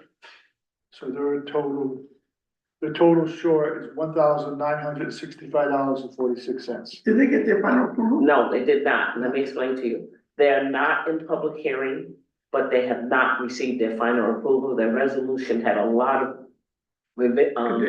conditions, Yeah. which they have not met all of their conditions. So before that final approval they get, before they get the stamp, they will have to pay that. So, And it might go up because they're still working with so our should we ask consultant. for 3,000 or 4,000? They're short right now, $1,965. We sent them a resolution to replenish and they did not But respond. They did not respond. But I'm asking you, above and beyond that, should we ask for more? We did. How much more? I don't remember, but I think we sent them a resolution for 5,000. I don't remember, don't quote me, but we sent we're it just gonna a couple of months resend it? ago.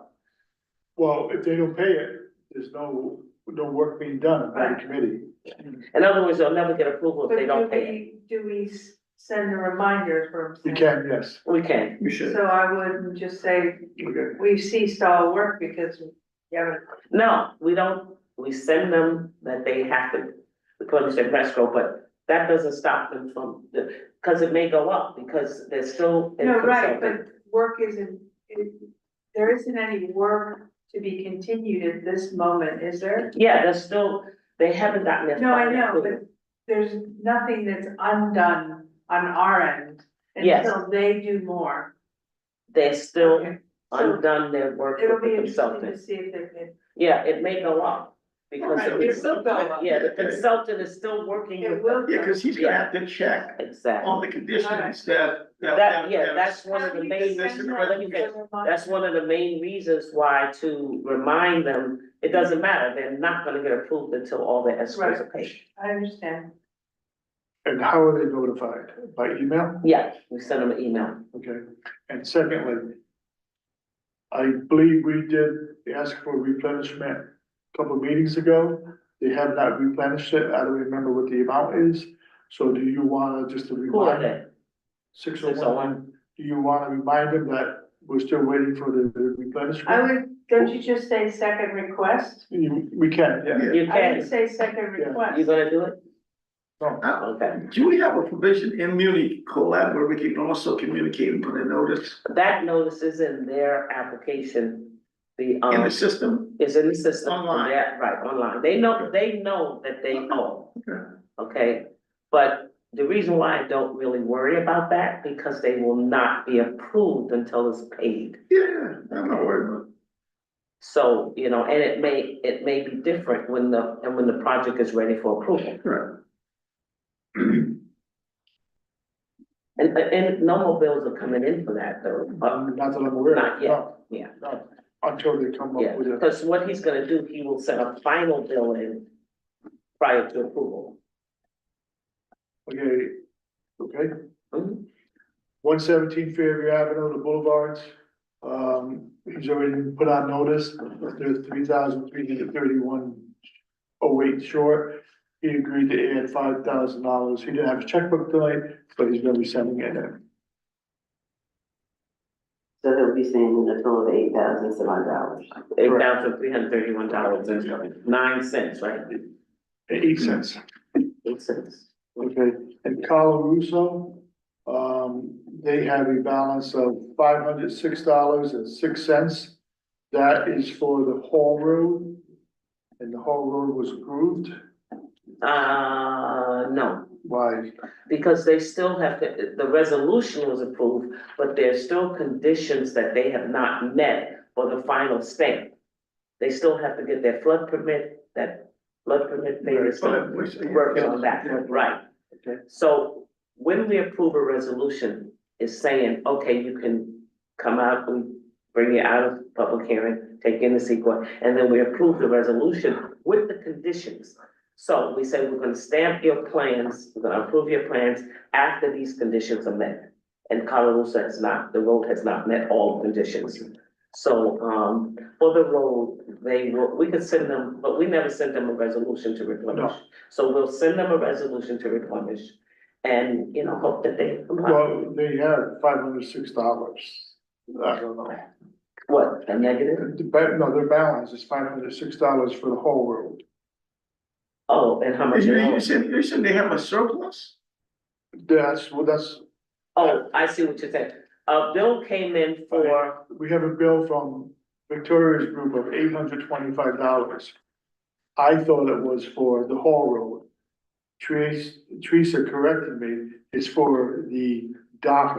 yes, it is, because it says so in the bill, it So says it's that, It's separate. and we have not established an escrow account for them yet. We would have done that tonight, but they didn't come, Right. so we haven't established it, But we but we haven't will. closed The whole road has not been closed, they have a Right. balance of $506. Then when you say that balance, you say they have a positive surplus.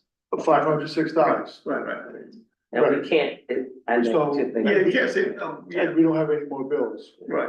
okay? but we can't take it from there. But now. Right, it has to be refunded. Now, Vicky's group has a bill for $825 for the whole road. Right. Excuse me, for the dock project, Right. but we have not established an escrow account for that. Right, we project haven't yet. opened that, you're right. So should we do that now?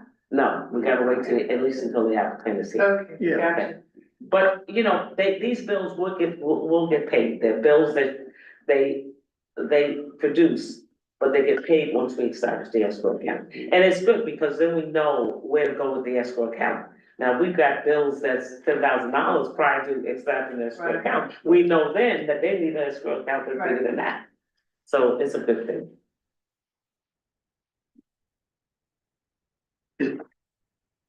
And then that's it. Is that it? That's it. Okay, so can we get a motion? We have multiple bills, but they're all good. So we need a motion to Pay the bills. approve the pay the bills. I make a motion. A second? Third? All in favor? Aye. Any opposed? Nay. All right, thank you so much, we got all that done. Now we have a section, I put a section in here for planning board questions, planning board members' questions and concerns. This is a time where we talk to each other about, Jenny has a lot of questions and concerns. No, not the And a lot of times, she's asking me, it's like and I said, look, 10 o'clock. I'm like, hold the thought, Exactly. hold the thought, hold the, yeah, I'm gonna play. hold, let me finish, please. Hold the thought until we get to this part so I can write them down, okay? So Jenny, would you like to give us? So I have a question for Randall. Randall, you're doing a tremendous amount of work with should we look to the future to have a tech consultant that handles this? And what would we need to budget for that? It would be somebody to come to the meeting. No, what it is that we would have to, first we have to get permission, and we would go out and get 3, bids. Right, but I'm just asking him, what kind of a budget would he think necessary for that on an annual basis? So you got 12 meetings with the possibility of more. Each meeting is about 3-4 hours long. You gotta bring a computer, you got administration.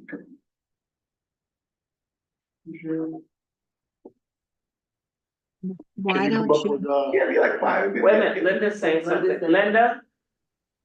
Why don't you check with Tom DiPietro on how they pay Logan to do all the council meetings? Excellent. Wait a minute, Logan is doing all the council meeting, common council, Yeah. And nobody the else. committees. Oh, And he so they does didn't add us in? HCDP, he does didn't- HCDPA and all the Well- council meetings and committees. He's a member of HCPD, but he No, does the common council, what else? all the meetings, they're formal, informal, and all the committees. Oh, for the common council, Yes, okay, so, he okay. may be And able he's a- to do yours. Right, and he's a member of the HBCD, so, yeah, we could do that, check with, I think or, it would be helpful for us to have an idea and then make a decision whether to try to move towards that goal or hold back. Well, it's interesting, how can he, well, we'll talk about this offline. what was the question? How can he do Well, both? because if he's a member of the HCDPA, then how's he getting paid to run the meetings? And that's. HCDPA meetings? Yeah, he's a member, but he's also getting He's paid. Well, not a he's member. the executive. But they were saying that they want, I can verify. Okay, And if that's the case, then maybe we need to reimburse Randall, because he's been a member of the planning board and also doing the technological work. Yes, sir. but it would be better if Randall, you can submit a bid using someone from your company and not you, because you are a member and we need your participation. Well, since we just, that's why I asked the question. If Right. somebody else is a member of another board, then it's not a prohibition. No, just that you. That's not prohibited. Right, you're a member and, so if you've got a company, you're not Randall, you are Right. the LLC, so there, you have employees. Yeah, okay. So you can submit a bid in and let that other employee come in and run the meetings while you participate as a member of the planning board. It's possible. This sounds great. Would you guys think about that? We'll get something in writing to that. Any more questions? Yes. Well, I didn't mention it during the presentation, but I have been a part of the steering committee, the comprehensive plan. I have been to the meetings, so Okay. if it does come to votes, we're gonna have to recuse myself because there could be a conflict of interest. I don't think we'll be voting on. Yeah, we don't, This is the first time they brought it to the planning board in this format, but I think it's just an informational. Yeah. Information is. And feedback, Okay. I tell you, you tell me, I mean, I can see us scheduling conflicts already next month, because it seems like they're having the next meeting the same date as the date of the next meeting, so I mean, of course, this one will take. As long as they don't have the same But they time. said you don't have to stay the whole time. But you could be like a liaison on that board. Yeah, you can be our liaison on that board. You got to decide whether you wanna attend their meeting or you wanna attend our. Well, not really, because theirs is gonna start. It said 4:30 to 7:30. Yeah. Yeah, but they said you can come in and out. Right, so come home. Yeah. Once I get the time off from work, yeah. That's awesome. And we welcome you, Kelly. Do you want to say anything to us? Well, I just want to say thank you for this opportunity to, serve the city of Hudson, and, Thank the mayor. and I'm privileged, What's your day job? Welcome. No, you don't have to say that, because you're telling that to everybody, that's not your Okay, I'm business. sorry. Okay, all right, Sorry about that. thank you. Sorry about that. Okay, so now, can I get a motion to adjourn the planning board meeting at, what time is it? Too late. 42. Okay, so 9:46. 9:46. Pass out, dropped. Yeah, can I get a motion to adjourn? Motion. Second? Exactly. All in favor? Aye. Aye, okay. Good night, everyone. That tie is looking pretty good, like a little appetizer. Just Okay, offline. Something. Wait, let's get on fire first. Thank you.